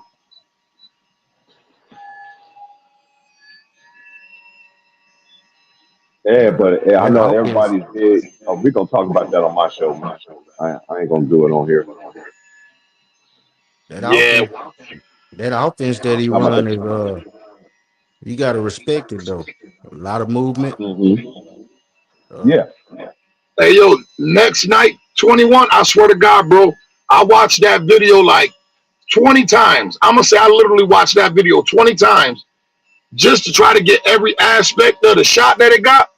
And when I'm like, yo, everybody was standing right there, heard him arguing, and just watched Draymond punch him and didn't do nothing. Ain't nobody even try to go over there and break it up after Draymond socked him. I'm about to I go back said, and rewatch that after I finish hey what yo, you said. hey yo, hey yo, go back and I guarantee you, Price, you're gonna see Steph hmm Curry standing in the middle of the paint, up under the basket with his I remember hands on seeing his hip. Steph. I remember seeing Steph on his hips, and Yep, nobody and didn't move. I remember.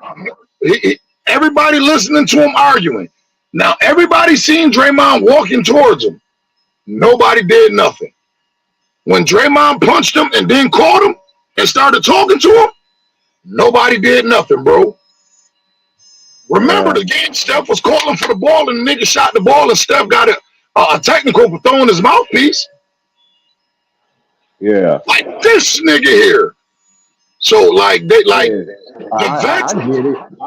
I get it. You know, the vet. Of course, the veteran is going to win at the end of the day. I get all that. Now that you explained it to me, but Jordan Poole as a man, I know we talking about old shit, but it happened. But you ain't let no man get close to you like that, B. Hey yo, On but this everything. hey yo, but this the part that everybody keep avoiding. Like people be like, oh, Draymond sucker punched him. I'm like, how did Draymond sucker punch him when Jordan Poole pushed Draymond first? I said Jordan He Poole should put his probably hands on punch that Draymond. nigga.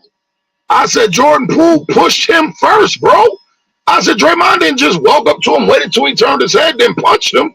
He walked up to him, explaining the situation.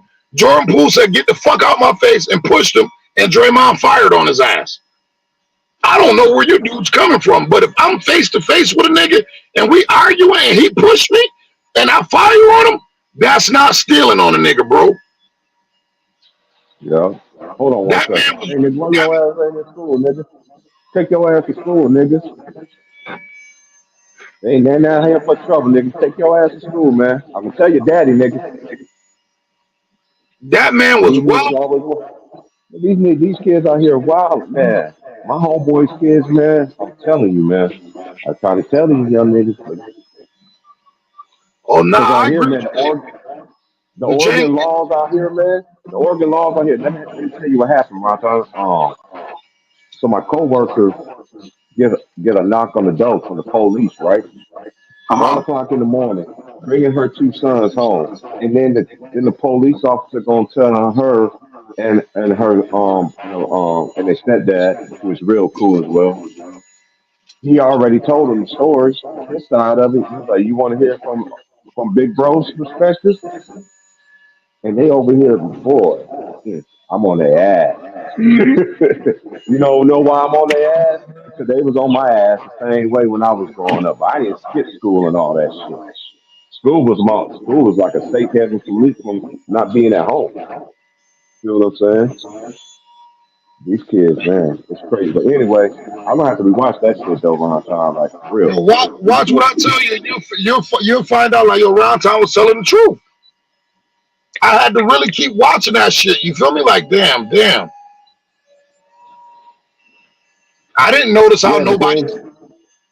I then the didn't notice how police told nobody them, came man. to his aid. Oh, I didn't mean to cut you off. Go ahead, finish what you're saying. I said I didn't realize nobody came to his aid or defending him until I watched it about 5 different times. I said, oh, these niggas don't fuck with Jordan Poole. I Wrong said, is Steph. wrong, bro. I said, Steph probably the one who put the hit out on that nigga. Yo, Dre, I can't punch that Man, nigga. fuck that. But Man, go ahead fuck and that. punch that nigga and get that nigga the fuck up out of here. But you I'm a gotta look grown at ass man, dog. You ain't gonna be punching me like that, nigga. Fuck Hell, but that. you gotta look at this way. Let me tell you the type of dude Jordan Poole is. He took Ice Spice out on a date and bought the bitch a Maybach. Oh, we already talked about this. You know what I mean? Yeah, don't have me go in on this light skinned brother, man. So that just go to show you the caliber dude he is right then and there. You don't even know this girl. You took her out on a date, bought her $200,000 worth of Birkin bags, damn near, and a Maybach. And she said, "Oh, you thought I was feeling you?" Damn. What I'm you gonna did, man? Oh my God. I'm gonna tell you who leaked it, bro. Think about this. Yeah, who Think leaked about that this. shit? Think about this, bro. Right? This was a Golden State practice.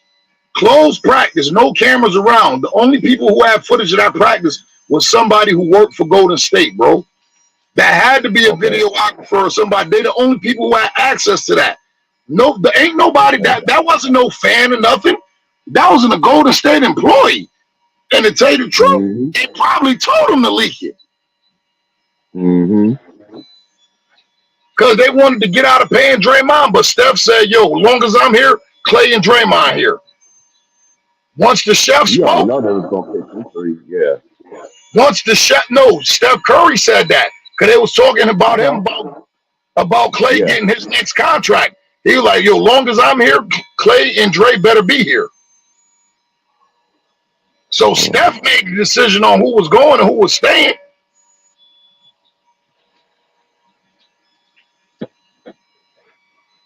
Man, that's man, that shit's crazy, man. I'm gonna have to watch that shit, man. That nigga Safari hit that nigga. He Safari punched that motherfucker. Like the old dude from Barbershop said, you remember Ron Todd? He Safari punched that nigga. Donkey punched that motherfucker. That was my boy Cottonmouth on my soul. On my soul.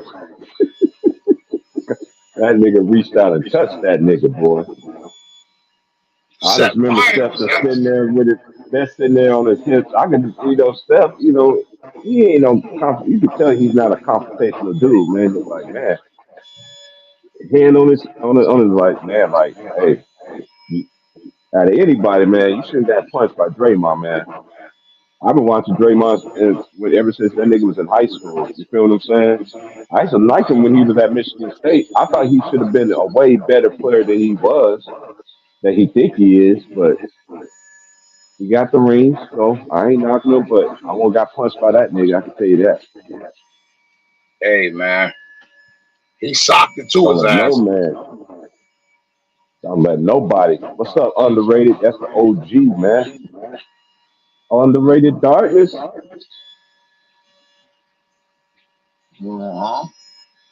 That's a fact, bro. Ain't no way in the world we could even been. Right. Ain't no way in the world we could even been in the same room with each other. I'd have told Golden State front office, "Yo, y'all better get him up out of here. Every day on site, I'm seeing him. We fighting." So if y'all don't want if y'all don't want y'all locker room, was right next to each other. They was right next to each other in the locker room. Because every time I see this dude, I'm gonna punch on his ass. Every time I see him, I'm gonna punch on his ass. Even if I can't whoop him, bitch, I'm gonna try to punch you in your mouth every time I see you. And it's crazy. It's one thing. It's one thing for that shit to happen in practice and don't nobody know it but the team. Bitch, you punched me and the whole world watched it. Man, I'm about to whoop your ass, bro. I'm about to whoop your ass, bro. At least I'm about to try to whoop your ass every day for the rest of my life. It's like the OG tell me all the time, man. He be sounding like Day-Day's dad, DC Curry from Friday. Everybody got their phone out and shit. They always got to want to videotape this shit. That nigga sound just like that nigga used to saying that shit. Dead ass, bro. Like I look at shit for what it is and not what it appear to be, bro. You feel me? Oh man, you said some good names right there, man. Antonio Medice? Come on, man. People don't know who man Medice was that. Man, I remember watching him at Alabama. Yeah, Antonio was a monster. Hey yo, but what I don't like, people don't bring what Draymond brought to the table for Golden State, bro. Don't disrespect what he brought to the table because I'm not disrespecting it. I don't think he's a Hall of Famer. So Chef Curry was definitely the engine of Golden State. He the engine of that car. You feel me? Clay might be the Absolutely. transmission. Clay might be the transmission. But goddamn Draymond, the gas that make that bitch go. Without Draymond, that car is worthless. I ain't knocking. I ain't taking that. I don't know nothing this man has done. You know what I'm saying? But only thing I've been saying I don't think he's better. I don't think he's a Hall of Famer. I mean, That's all that's I'm saying. debatable. I mean, that's debatable. That's just my opinion. But Yeah, that's debatable. But I with Draymond Green, I wouldn't look at his statistics to get him in the Hall of Fame. You feel me? I would look at what he actually brought to the table. And like, how could he not be a Hall of Famer? And without him, Stephen Clay, I ain't gonna say Stephen Clay because they could have got their individual accolades playing anywhere. But without him, Golden State don't got what they got. Golden State this is how I see it, Ron Time, with them, right? They could get one again. They could get another one. They need one thing. You know what that one thing is? What? A center like an Andrew Bogut. Yeah. They definitely need a rim protector. They need a rim protector.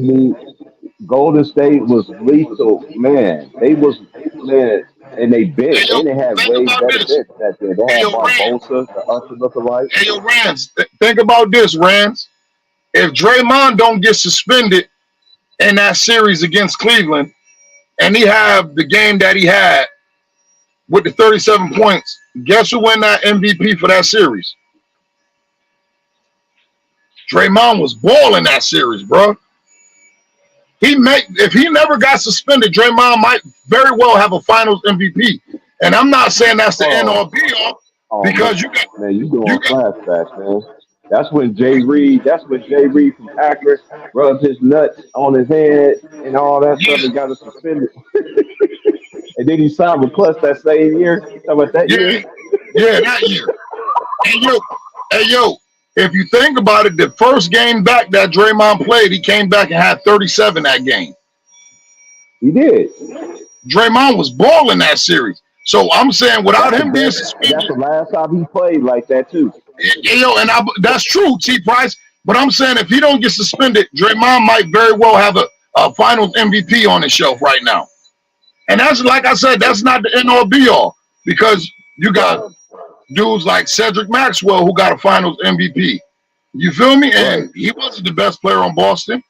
You got dudes like Andre Iguodala who got Finals MVPs. You feel me? Right. They snuck that one from Steph. Yeah, I mean, Steph the only person against the narrative. Listen, that Steph is the only person that I know in the NBA Finals to average 26, 6, and 7 and not win the Finals MVP. That's what he averaged. That's against the narrative. Y'all remember that year? It was. I remember the commercials and all that. Stephen Curry from Akron, Ohio. LeBron James from Akron, Ohio. Yeah. Yeah, like them niggas was born in the same hospital. Ain't that a bitch? Crazy, man. I tell people all the time, the world ain't that big what real people really is. It ain't big to some people who just been in the same city, and you might go, visit your family and stuff like that. But you got some people that just ain't never just travel with anywhere. You're just comfortable where they at. You feel what I'm saying? Hey yo, you saying that? You saying, am I taking Draymond right now? What Draymond? Draymond got about 12 years in the league. How many years? Somebody tell me how many years Draymond been in the league. Because I agree with you, Raz. He's definitely past his prime now. But would I take a prime Draymond on my team? Absolutely.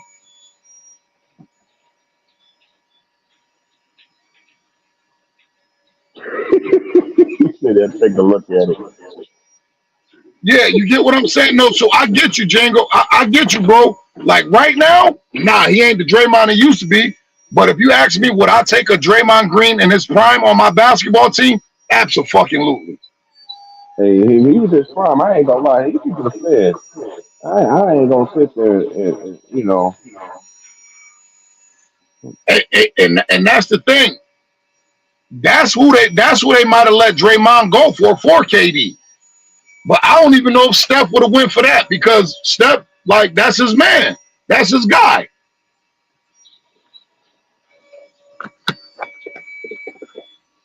Man, so many what ifs, man, in every sport. It's just great, especially with injuries and all that stuff, man. You know, man, that old Golden State team, they had a squad. They benched. They had David Lee, and they had my boy from Florida, States.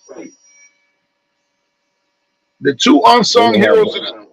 The two, they had David West, and then when they had David West, I was yeah. asking for David West to get him a chip. Because David West was a beast as Xavier, boy. If the two unsung heroes on that team was Iguodala and Sean Livingston. And so I can't forget about Sean Livingston. My boy Barbosa, Leandro Yeah, Barbosa. the Brazilian blur. That's a He fact. looked like us. I used to call him the Usher looking like the basketball. Hey, yo, and you know who was my man? Who also was my man? The nigga, Maurice Spates. That was my guy. Yeah, that's what I just said his name, Maurice Spates. Yeah, from Florida. He went to Florida. Yep. He did go to Florida. That's a fact. Maurice I know my Spates. That college was my ball, man. guy. College basketball, boys. It's around the corner, Ron. I It's know, about to be man. on this. It's about to be on this season, man. It's about to be on. Yes, indeed. I know, man. I'm hoping. And I'm the hoping. girls gonna be lit too, because Katie Van Lith, oh my lord, she went to LSU with Angel Reese. You know you got the female Steph Curry at Purdue. Yep. That girl's a bucket. That girl can And pull from the logo. don't forget about that girl Caitlin Clark. She's a hooper, bro. Yeah, that's what I'm talking about. Caitlin Clark. She You from know, Kenny Iowa. Butler's coming back. Yeah, you She know, went to Butler's Iowa. gonna be back too. Yeah. Butler's gonna be back from her ACL. I just hope she can, you know what I'm saying? We're gonna see. I'm gonna see what she look like. I think it's I gonna got take her some time. I gotta see how my girl Sabrina and Akuso respond. Cause the Aces went up 1-0 on them. Yeah, man. Hey, we was talking about that yesterday. Me and Vaughn was talking about that myself yesterday, man. That hey, what's that girl name from play for Don Stevens? Which one? The lefty girl that played for the Aces. She man, the paint, nothing. She wasn't giving up nothing in the paint. Nothing. Between her and Teresa Weatherspoon. Well, no. Between her, Cynthia Cooper, and Weatherspoon, them was the three toughest female point guards I ever seen, man. Yeah, Weatherspoon was cold, man. I remember she hit that half court shot, boy, against the Houston Comets. I thought they was gonna win it that year. Hey, yo, so was Cynthia Cooper, though. Cynthia Cooper was a monster. Yo. And shout out to the knuckleheads too, man, for doing that Cheryl Miller, man. Man, people don't know how good Cheryl was, bro. Man, man, she was better than Reggie Miller. And that's no shot at Reggie Miller. And he even tell you himself. He said he had never beat his sister in the game of basketball until he got to high school, like his senior year of high Mm-hmm. school. Cool, yo. She was that good. And they said it. They said if it was one chick that could have played in the NBA, they're like, yo, it was Cheryl Miller. Now I don't know if that was real accurate on that, but they said if it's one that could have played, they said it was Cheryl Miller. I seen Simone Augustus when I was living in Louisiana. I seen her play. Man, the coldest white girl I seen growing up was Jackie Styles. But but when I asked right, because Cheryl, like you didn't get there was no WNBA back then, so you didn't get a Mm-hmm. lot of Cheryl Miller because she played at UCLA for one. So if you was a West Coast, you might have got a chance to see a lot of her games. If you from where she from, you know how good she was. But you just hear the rumors and you see the highlights and all that. But when I tried to get an accurate assessment, I said, yo, in today's game, who was Cheryl Miller?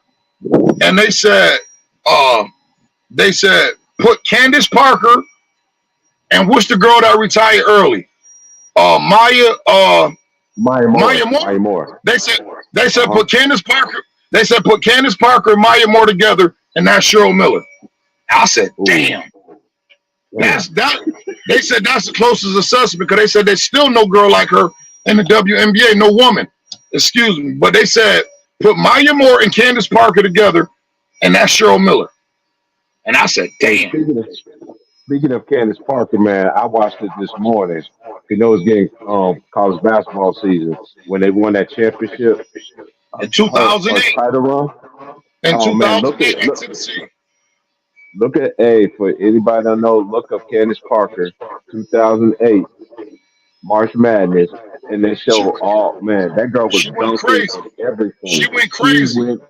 I think she had like 2 dunks in that tournament. Hey, yo, listen. That was hands down, one of the best tournament performances I ever seen, man or female, yo. Man or female. She went ape shit. Hey, yo, I'm gonna tell you who else went crazy that NCAA tournament for the women's. Them Paris twins from Oklahoma. Yeah. Man, they was going ape shit. They was going ape shit too, but Candace Parker, as my man, yo, shout out to my man Born from Brooklyn, the God.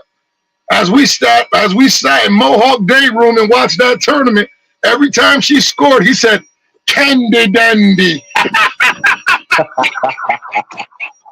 Yo, cause niggas had money on that game. You feel me? And yo, that nigga had them Puerto Ricans mad. Every time she scored, he said, "Candy Dandy." Hey yo, and I'm gonna tell you. Hey yo, and I'm gonna tell you. CT Price, this how much I be on basketball, right? This girl that I'm about to say was the first transfer Pat Summitt ever took from junior college. She from Harlem, New York.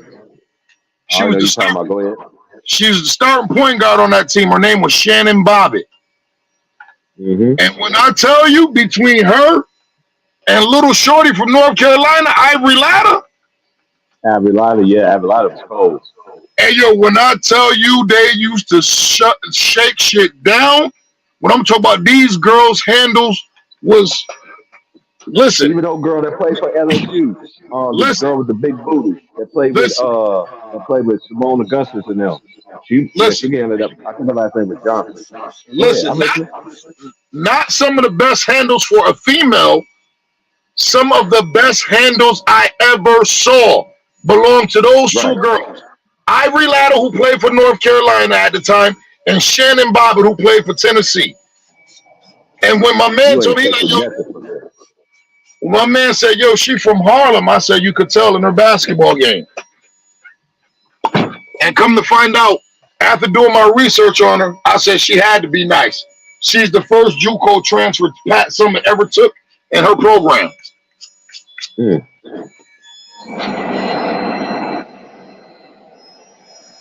I said, damn. And when I'm telling you, shorty was shaking shit down in that tournament, I'm talking about she was shaking. Yeah, my man was telling me the story. He like, yo, he said, yo, the funny shit. He like, yo, she from around my way. He was like, yo, I remember one day her cousins chased Cam because she was up at the courts killing Cam in basketball, and Cam called her a little bitch, and she went and got her people for Cam. Damn. Word. My man, he like, yo, bro, we lived in the same building. You called her people, man. You called me a bitch? Okay, motherfucker. Swear to God. They said, man, she had yo Cam so mad at the park. They said she yo Cam so bad at the park. They said Cam got so mad and started calling her a little bitch and shit. She ran and got her people. And her peoples got Cam from up around the park. Man. Word. Yeah, shorty was lethal. All right, so we might as well talk about the fellas. Who got the coldest handles in out of the young guys that just Out, came that's in the league? out of the young guys, mm, let me think about this. Let me think about this. Hold on. Let me think. Let me think. Let me think. Now, hey, yo, what you considering young? 5 or 6 years in the league. By then, it should be a vet. I'm talking out of the out of the new generation. We already know about Kyrie, and you already know the cats that really got the handle. Yeah, I'm talking about, Kyrie, Steph. Yeah. yeah, yeah. Uh, I miss the old school D Rose, man. D Rose, man. Hey, he never got hurt. That was the only team. that yoke was That's so the quick. only team. That was the Hey, only yo, team that could you challenge know what's the big crazy? three in You Miami. know what's crazy? I'm gonna ask the What's chat to that? help me out with this. I'm gonna ask the chat to help me out with that question. What's crazy? A lot of emphasis is went away from ball handling. And it's more about shooting. Mm-hmm. So, like, you don't get the ball handle. At least they don't They don't demonstrate it during live games. You don't get the ball handlers like the skip to my lose, and you know what I mean. And Oh God, Sham God. oh man, come on, man. You don't. They named the whole crossover after that nigga. Yo, you just got hit with the sham god. God. Uh, uh, Hey, even hey, we could go old school. We just hey, a lot of people just think Ray Allen was just a catch and shoot motherfucker. No, nigga, you nah. go. Y'all Hey can yo, go back to Milwaukee. Go back to no, fuck Milwaukee. He that. was Mr. Supersonic. Hey yo, fuck UConn, that. Go back to his Yukon days and see how much of a slasher he was. man, that UConn nigga. UConn used to have some squads too, man. Man, UConn has some squads. Hey yo, and you know the crazy part? My favorite player who ever came to Yukon, that nigga ain't. I don't even think that nigga lasted in the league 2 years. T. Price. You talking about Charlie Villanueva? Hell nah.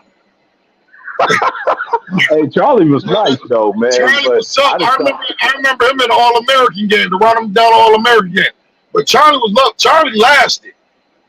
That nigga yeah, he Kevin did. Garnett called that nigga a cancer patient. I say, yo, that's fucked up, yo. Uh, But my favorite player from UConn, bro, in this all time was that nigga Khalid Elamine, bro. oh, Alameda was cold, nigga. Khalid That was Alameda was my cold, guy. man. That was my guy. That nigga played in the year for like 2 years. I used to like him too, man, because he played the same position I played, guard, so point guard, and he was cold, bro. He was Man, cold. Khalid Elamine. If y'all ain't never heard of him or seen him, go back and watch UConn when Rip Hamilton played. That was Rip Hamilton backcourt part. That was When the they won the starting point guard. championship, When they won a when they won the championship, championship in St. Petersburg, they beat Duke. it's a curly haired little chunky dude named Khalid Elamine. When I tell you this boy Hezzy was crazy, his fucking Man, Hezzy was crazy. Y'all think that dude, the Hezzy God on YouTube, Hezzy was crazy? Oh, you got to go back and watch Mr. Elamine, bro. so now you're gonna go back to my school, like Kansas. I got a couple of them, not in no particular order. I remember watching Jock growing up. Jock was cold. My boy Sharon Collins. Sharon was my guy. Man, Sharon was my Sharon guy. was. Hey, and shout out to my homie Tisha though too, man. She was the manager. She was a trainer on that team, and she used to tell me all the time. She was like, "T, they good." That's when they had the Morris twins. But these niggas, we too cocky right now, man. We good, and we know. She told me she was like, "That's gonna get us beat." I never forget, bro. I came home. That's when they lost to Northern. They lost to um. I know one year they lost to Northern Iowa, and the next year I think that's when they lost to VCU. The man, who else was cold? Oh, I got to throw Tayshawn Taylor in there. Tayshawn was cold, a Jersey product. Yeah. Who else? Tayshaun was cold, man. I like that. Hey, who else? Oh, I can't forget about my boy Frank Mason. Mason was a dog. Him and my boy Devontae Graham. They was the best backcourt in Hey, yo, college. what was my man name from Seton Hall? Oh, you talking about talking about Terry DeHare? Not Terry DeHare. Terry, the other nigga from Seton Hall. The nigga who used to wear Oh, the you talking headband. about? Oh man, what's that nigga's name? See, y'all had some dudes too, though. He was right before Terry DeHare. I know you talking about. I can't think of his name right now. The little skinny black dude, man, who used to wear the headband. Oh man. I can't even think his name right now. I remember he cracked the Hoya. He cracked Al-Watson, cracked Georgetown ass. He cracked my Hoya's ass. What's my nigga name, man? This shit is on the tip of my fucking tongue. This shit gonna kill me, man.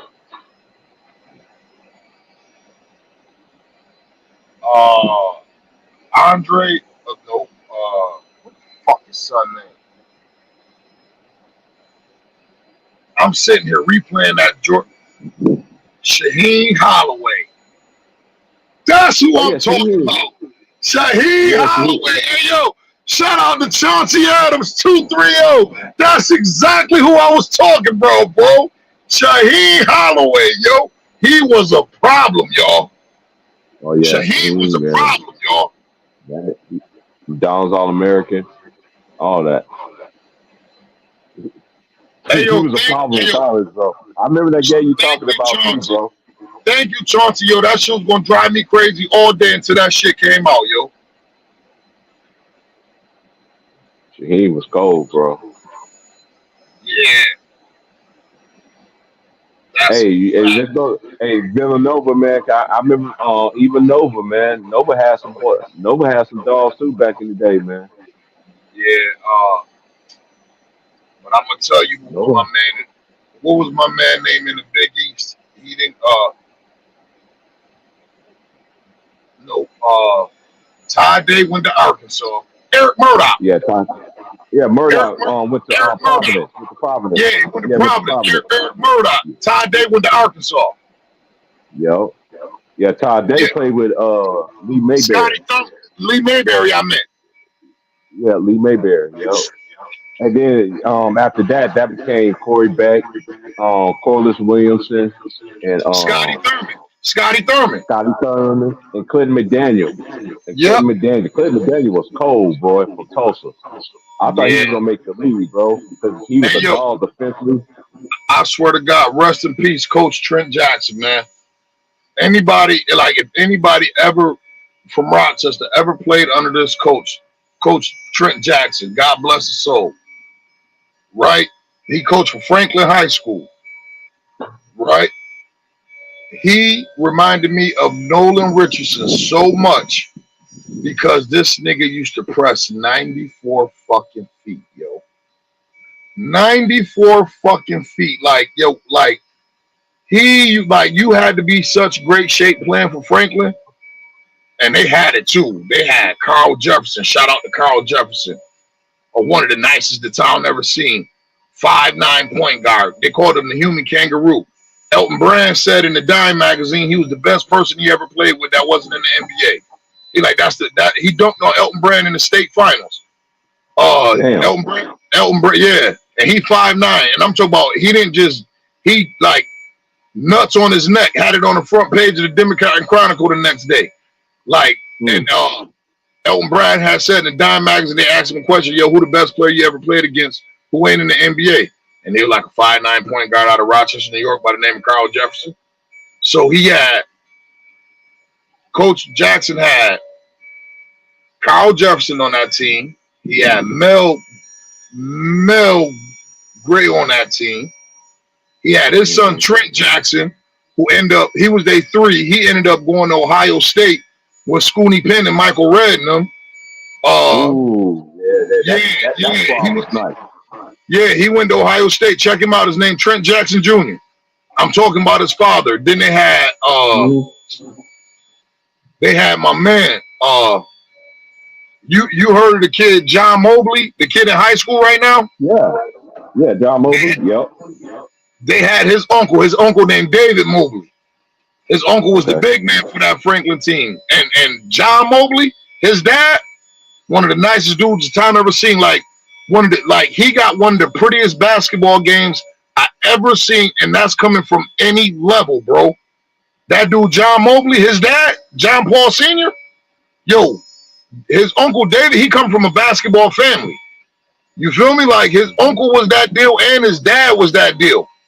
You feel me? But like his dad had the smoothest, him and my man Juan Cheatham, but he had the smoothest, prettiest game you ever want. It wasn't nothing on the court that dude John Paul couldn't do, yo. And everything looked pretty when he did it. Even his jumper. I mean, you ever see like, yo, he got a pretty ass jumper, yo. Oh man, they was crazy. The Mobley, yeah. But that Franklin team ended up playing Elton Brand in the state finals in New York that year. You feel me? When Elton Brand won Mr. New York basketball, the year senior year from Poughkeepsie before he went to Duke. I remember his AAU squad, man. I remember seeing them. Artest, and Lamar Odom and them. And Yeah. Eric Barkley. Yep. Hey, yo, that's my They were word. undefeated. They were God undefeated. bless the dad. God bless the dad. Trent Jackson was just like Nolan Richardson. Oh, I remember that year they played Mount Vernon, and it was a crazy matchup. My man matched up against Ben Gordon that year. That was Ben Gordon's senior year in high school. You feel me, Ben Okay. Gordon? Yeah, I think Ben Gordon ended up with 26 that game, but my man had a loud ass 32. He had a loud ass 30. He caught like 3 dunks that game. You feel me? Now just imagine being 5'9" and you catching 3 dunks in the game. And this shit was on. That shit was like his average. He was kept. Yo, they used to be coming through in warm-ups. Man, they just hear the rim rock and they'd turn around and look, man, it's the littlest nigga on the team dunking. But Carl was a dog though. He like, hey, yo, matter of fact, he went to Rhode Island with Lamar Odom for that 1 year, and then he got in trouble and left, and Tyler Wheeler ended up getting a spot. That nigga used to bring Lamar Odom through our hood. Swear to God, my man Carl Jefferson. Word, that shit was crazy, bro. Like that was a squad, but Coach Jackson, oh, he was just like Coach Richardson, 94 feet of hell, bitch. You didn't even see a basketball the first run of basketball practice. All you did was run the stairs with him all through the school. Hey, you remember watching Sidney Moncrief? Remember sitting and watching Sidney Moncrief? Oh my God. Yeah, I remember Sidney. I got a chance to catch Sidney. Oh my Lord, Sidney was, man. That was D Wade back then, y'all. That's who D Wade reminded me of. Sidney Moncrief. Yeah. Sidney might have been a little stronger than D Wade though. Yeah. Sidney was strong as fuck. Oh, the old school Milwaukee team with Terry Cummings. Oh man. You know people don't know who that man is.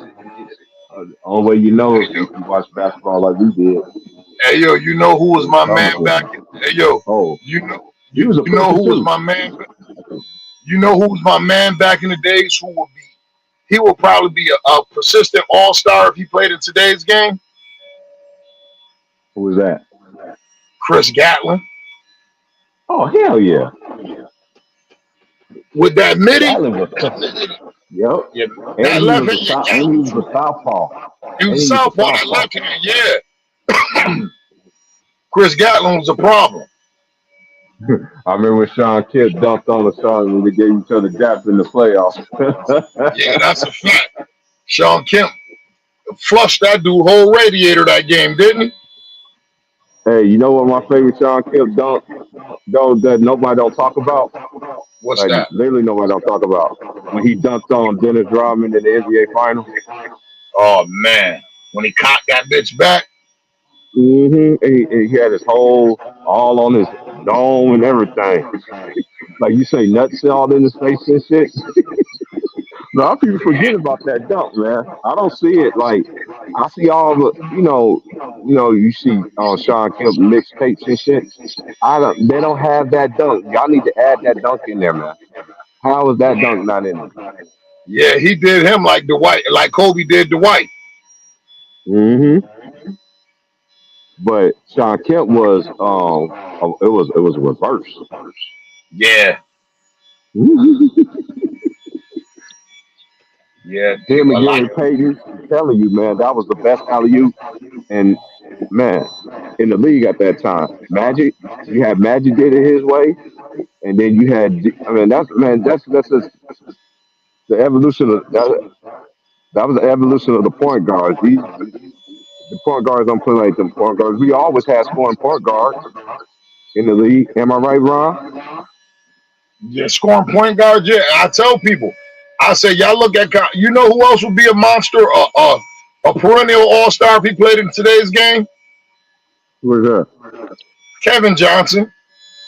Oh hell yeah, KJ. Man, KJ had his own commercial with him. Vogue, nigga. Enough said. Hey yo, I'm gonna put it like this. Imagine Damian Lillard with bunnies. And that's the perfect way to describe Kevin Johnson. Just imagine if Damian Lillard could jump like Zach LaVine or one of them. That Oh was yeah, I Kevin can't forget Johnson. about KJ caught Yeah, a lot of remember? bodies. I know what you're talking about. You talking about when he caught Verajal and he looked at him, Oh he yeah. looked at the crowd and said, "That's how you do it. That's how Hey you're yo, supposed to do it."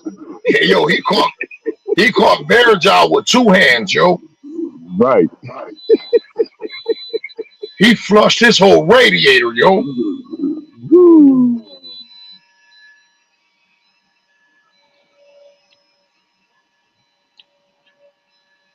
He flushed his whole radiator, bro. That's a whole fact. Man.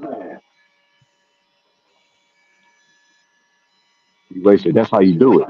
That's how you do it." You Yeah, can do this league, bro. yeah. Flash was a beast. People be knocking out. Flash was a monster, yo. Flash was And holding his own when he came in the league. and I told Even before he played with LeBron. he won a championship before LeBron. He took Shaq. He carried Shaq to a championship. Yup. Like people forget that Miami squad was deep as a bitch. Nigga, Gary Payton, James Posey, all them niggas, man, them niggas was deep as Antoine Walker, and them niggas was deep as a bitch. Alonzo Mourning, come on, man. Oh, damn, start raining like a motherfucker. Let me go back under the shed.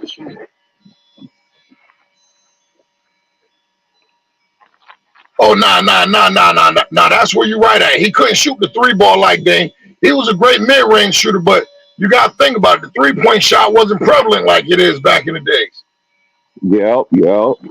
And KJ was a slasher and could shoot the Right. midi and yeah, Combo guard, you're right. Dame's a far better shooter. And yeah, he was better. that was it every time. And it was always a bullshit ass injury with KJ, oblique strain, growing pull. Like Mm-hmm. you be like, God damn, bro. I used to say that's because he was too explosive. Yep. He was too explosive. You couldn't stop KJ going to the rack, man. Now I think He could do whatever hey he yo, wanted to do. Chauncey, I think he'll be able to work in this game though. He was a decent enough shooter. I think he'll be able to work in today's game. The way that they got to space the floor. Oh my God. You know I fucking KJ, man. Mm-mm. The way they got to space the floor in the NBA today, Chauncey, I think KJ would have what? And you can't touch him. And he's a great free throw shooter. He's gonna get to the line. Uh-huh. That's my guy. That was my guy, yo. Kevin Johnson.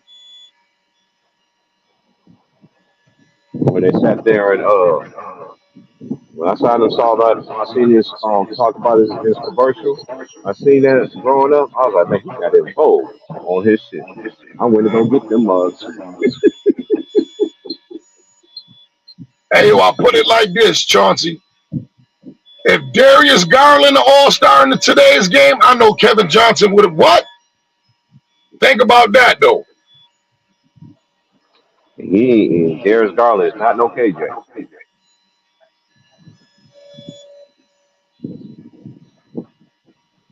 Mm-hmm.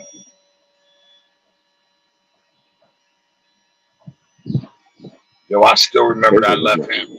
I still remember that left hand baseline dunk over Olajuwon, man.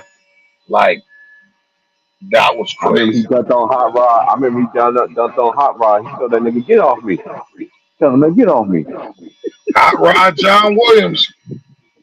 Yeah, dunked on Hot Rod. Oh, he definitely a better shooter than what Russ was. Than what Russ is. KJ definitely a better shooter than what Russell Westbrook is.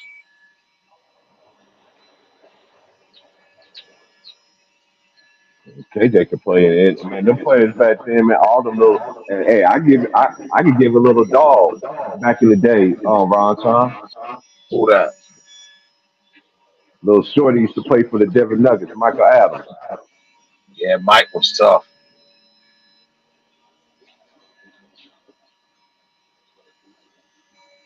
Size didn't mean anything. Michael Adams could get anything that he wanted. That's a fact.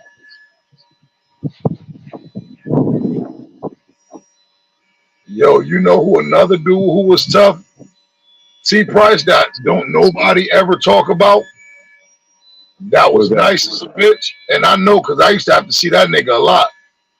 That nigga Terry Porter, yo. Yeah, Terry Porter was cold, man. TP was a monster, yo.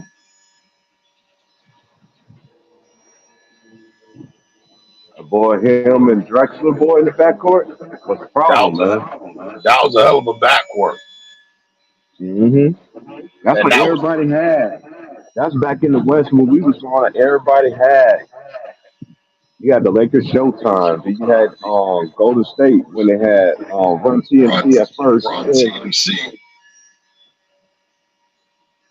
Them niggas had Mitch Richmond, Tim Hardaway, and fucking Chris Mullin. And they had my boy Sharunas Marshalonis. That's a fact. And people talk about some D'Antoni invented something. I said D'Antoni ain't invented shit. I said Don Nelson was playing that way back in the fucking 80s with Tim Hardaway in it. So Marshalonis was a beast, man. Shout out to Marshalonis. He was one of my favorite European players growing up. Along with Draza. Rest in peace to Draza Petrovic. Petrovic was cold too. Yeah, Petrovic was a problem. Draza was a fucking problem. Could shoot that thing, great defender. Hell yeah, Draza was a problem.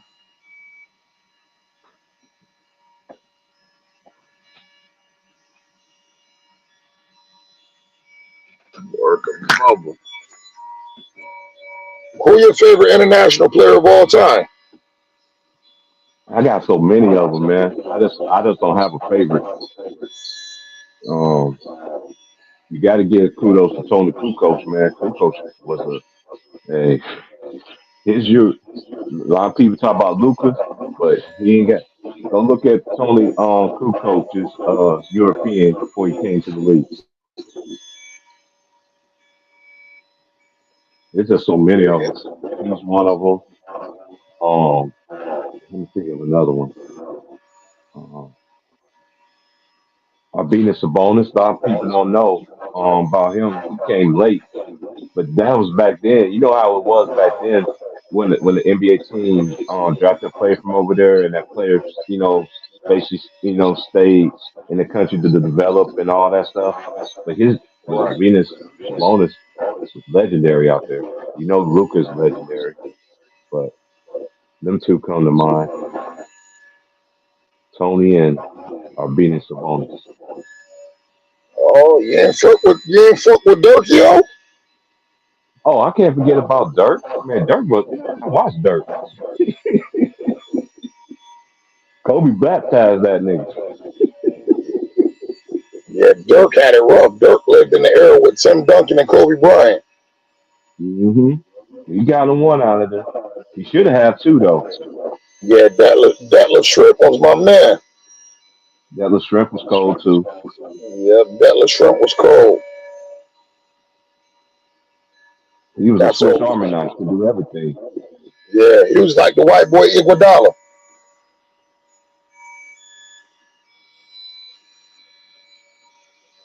He was the white boy version of Iguodala.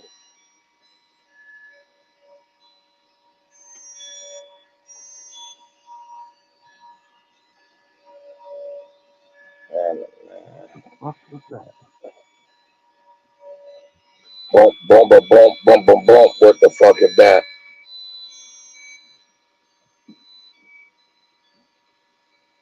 Yeah, but think about it. Kobe fell short because that year in '08, when they went to play the Celtics, Andrew Bynum and Trevor Ariza was fucked up. Remember, Kevin Garnett punked the shit out of Paul Gasol in that finals. Man, he got punked, man. Kevin Garnett don't punk Andrew Bynum. Oh no, you already know that. Andrew was with that shit. Y'all remember when Shaq did that shit to him? Thought he was gonna punk him. That nigga went down and spun baseline and dunked right on that nigga. Yeah, that Dirk championship run was crazy because he got Kobe head on that year. He got Kobe head on the show. He got LeBron, D Wade, and Chris Bosh head on himself. Who else Dirk beat in the playoffs that year? Did he get Tim Duncan? Did Dallas beat San Antonio that year? I know they beat us. I'm gonna look it up right now.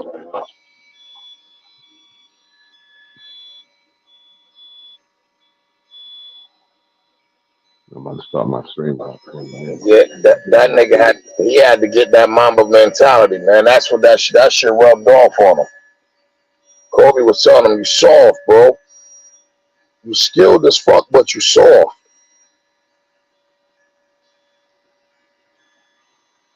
Okay, OKC.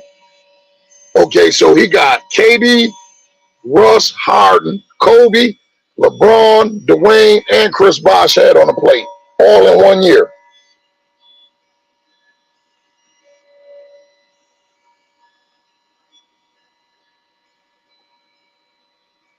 That's a fact. Brandon Roy Blazers, that's a fact. Swept Yeah, by the Portland Lakers. Trail Blazers, the Lakers, then Oklahoma City, then Miami. Yep, Now you think right about here. that. That's Chris Bosh, Dwayne Wade, and LeBron had in one series. Kobe and Powell had the next series, the series before that. Oh man, that nigga washed niggas up. He washed niggas the fuck up that year. Dirk could talk that talk. That was definitely one of the best championship runs. 2011. Think about everybody he had to beat. He wasn't gifted nothing. That's true. Yep, because they beat the Blazers 4-2. Then they swept us, and then they beat Oklahoma City in 5 games, and they beat Miami in 6. Cause you remember that year was crazy. Cause you remember when what's his name, Jason Terry had a tattoo of the NBA final thing. You remember? He got it before the season, yep. Yep. But that was a good team. Eric Dampier, Sean Marion, Jason Terry, Jason Kidd. I mean, like, I get it. Jason Kidd wasn't in his prime, but like I tell people, I said, man, that was a well-constructed team, yo. Yeah, that was. And I don't think that nobody did Jason Terry make the All-Star team that year. I don't think Dirk had another All-Star with him that year. Nah, he's the only one. No, he was the only All-Star on that team that year. Now that's crazy.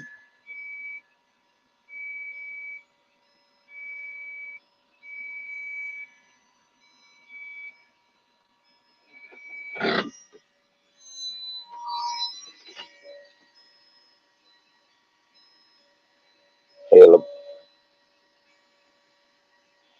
Or Deshaun Stevenson, he was on that team too. Oh yeah, I can't forget about the Sean Stevenson. Hey Brown, tell me how my Dirk tastes. Was Josh Howard and Marquise Daniels on that team? Oh, I got the roster right here. It was 2010-11. Alyssa, JJ Burrell, Project Debos, I remember him, Corey Brewer, Karan Butler, Brian Cardinal. Tyson Chandler, Brandon Haywood, Dominique Jones, Jason Kidd, Ian Mahimi. That was his second year. John Marion, Steve Novak, Dirk, Sasha Pavicic, Deshaun Stevenson, Peja Stojakovic, and Jason Terry. Yeah. Yeah, Karan Karan got hurt. Yeah. And Karan was hurt fast. Uh-huh. That was just a well constructed team, like you always said about it all the time. So Well constructed. Damn. Now you think about it. And then you think about what he had before that, though. He had Steve Nash, Michael Finley, him, Eric Dampier. okay, I'm gonna go back to the year when the other Marquise year, Daniel and Josh Howard was on that team. that 06, That was 05, 06. That's when D-Wade won the championship 05, 06, right? Yeah, I believe so. Yeah, they lost the final. Okay, I got the right roster. That team was Darryl Armstrong, Doug Christie, Eric Dampier, Marquise Daniels. Yep, that's the team I remember. Deshaun Diop, Adrian Griffin, Devin Harris, Josh Howard, Yep. DJ Binga, Raw Marshall, Dirk Nowitzki, Pavel, who I ain't never heard of him, Josh Powell, Jerry Stackhouse, Jason Terry, and Keith Van Horn. Keith Van Horn was on that team.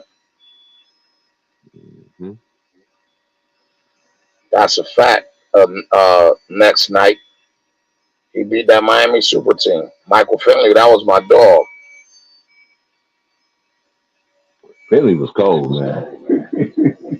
You just had so many great products, man. And these players played at elite level like for a long time. And there's something everybody didn't get to the finals. Some didn't even get a chance to. Even the ones that did, they went on in the field. Each still. That's what a lot of people fail to realize, man. Like, everybody don't get to the finals, bro. Mm-hmm. That's an accomplishment in itself. Like, you think about, man. I'll tell you what. You can make a team of all the people who didn't win the championship, and you can have a fucking dream team, bro. Mm-hmm. You got Patrick Ewing, Karl Malone, John Stockton, Charles Barkley, Dominique Wilkins. You feel me? You got niggas like that never wanted, like, that's cold as fuck, that you can make a fucking, that could play anybody and win. Reggie Miller, like, you got these dudes who like never won a championship that was like killers, but like you gotta understand, every killer can't. It's only gonna be one killer at the end of the day. Mm-hmm.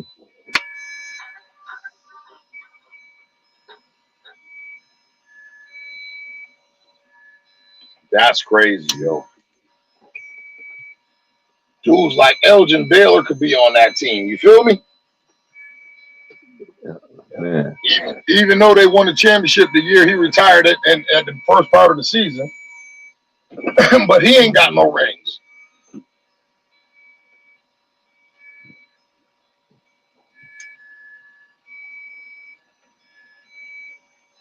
Like, you could go get whatever big man you want. Patrick Ewing hold his own against any of them.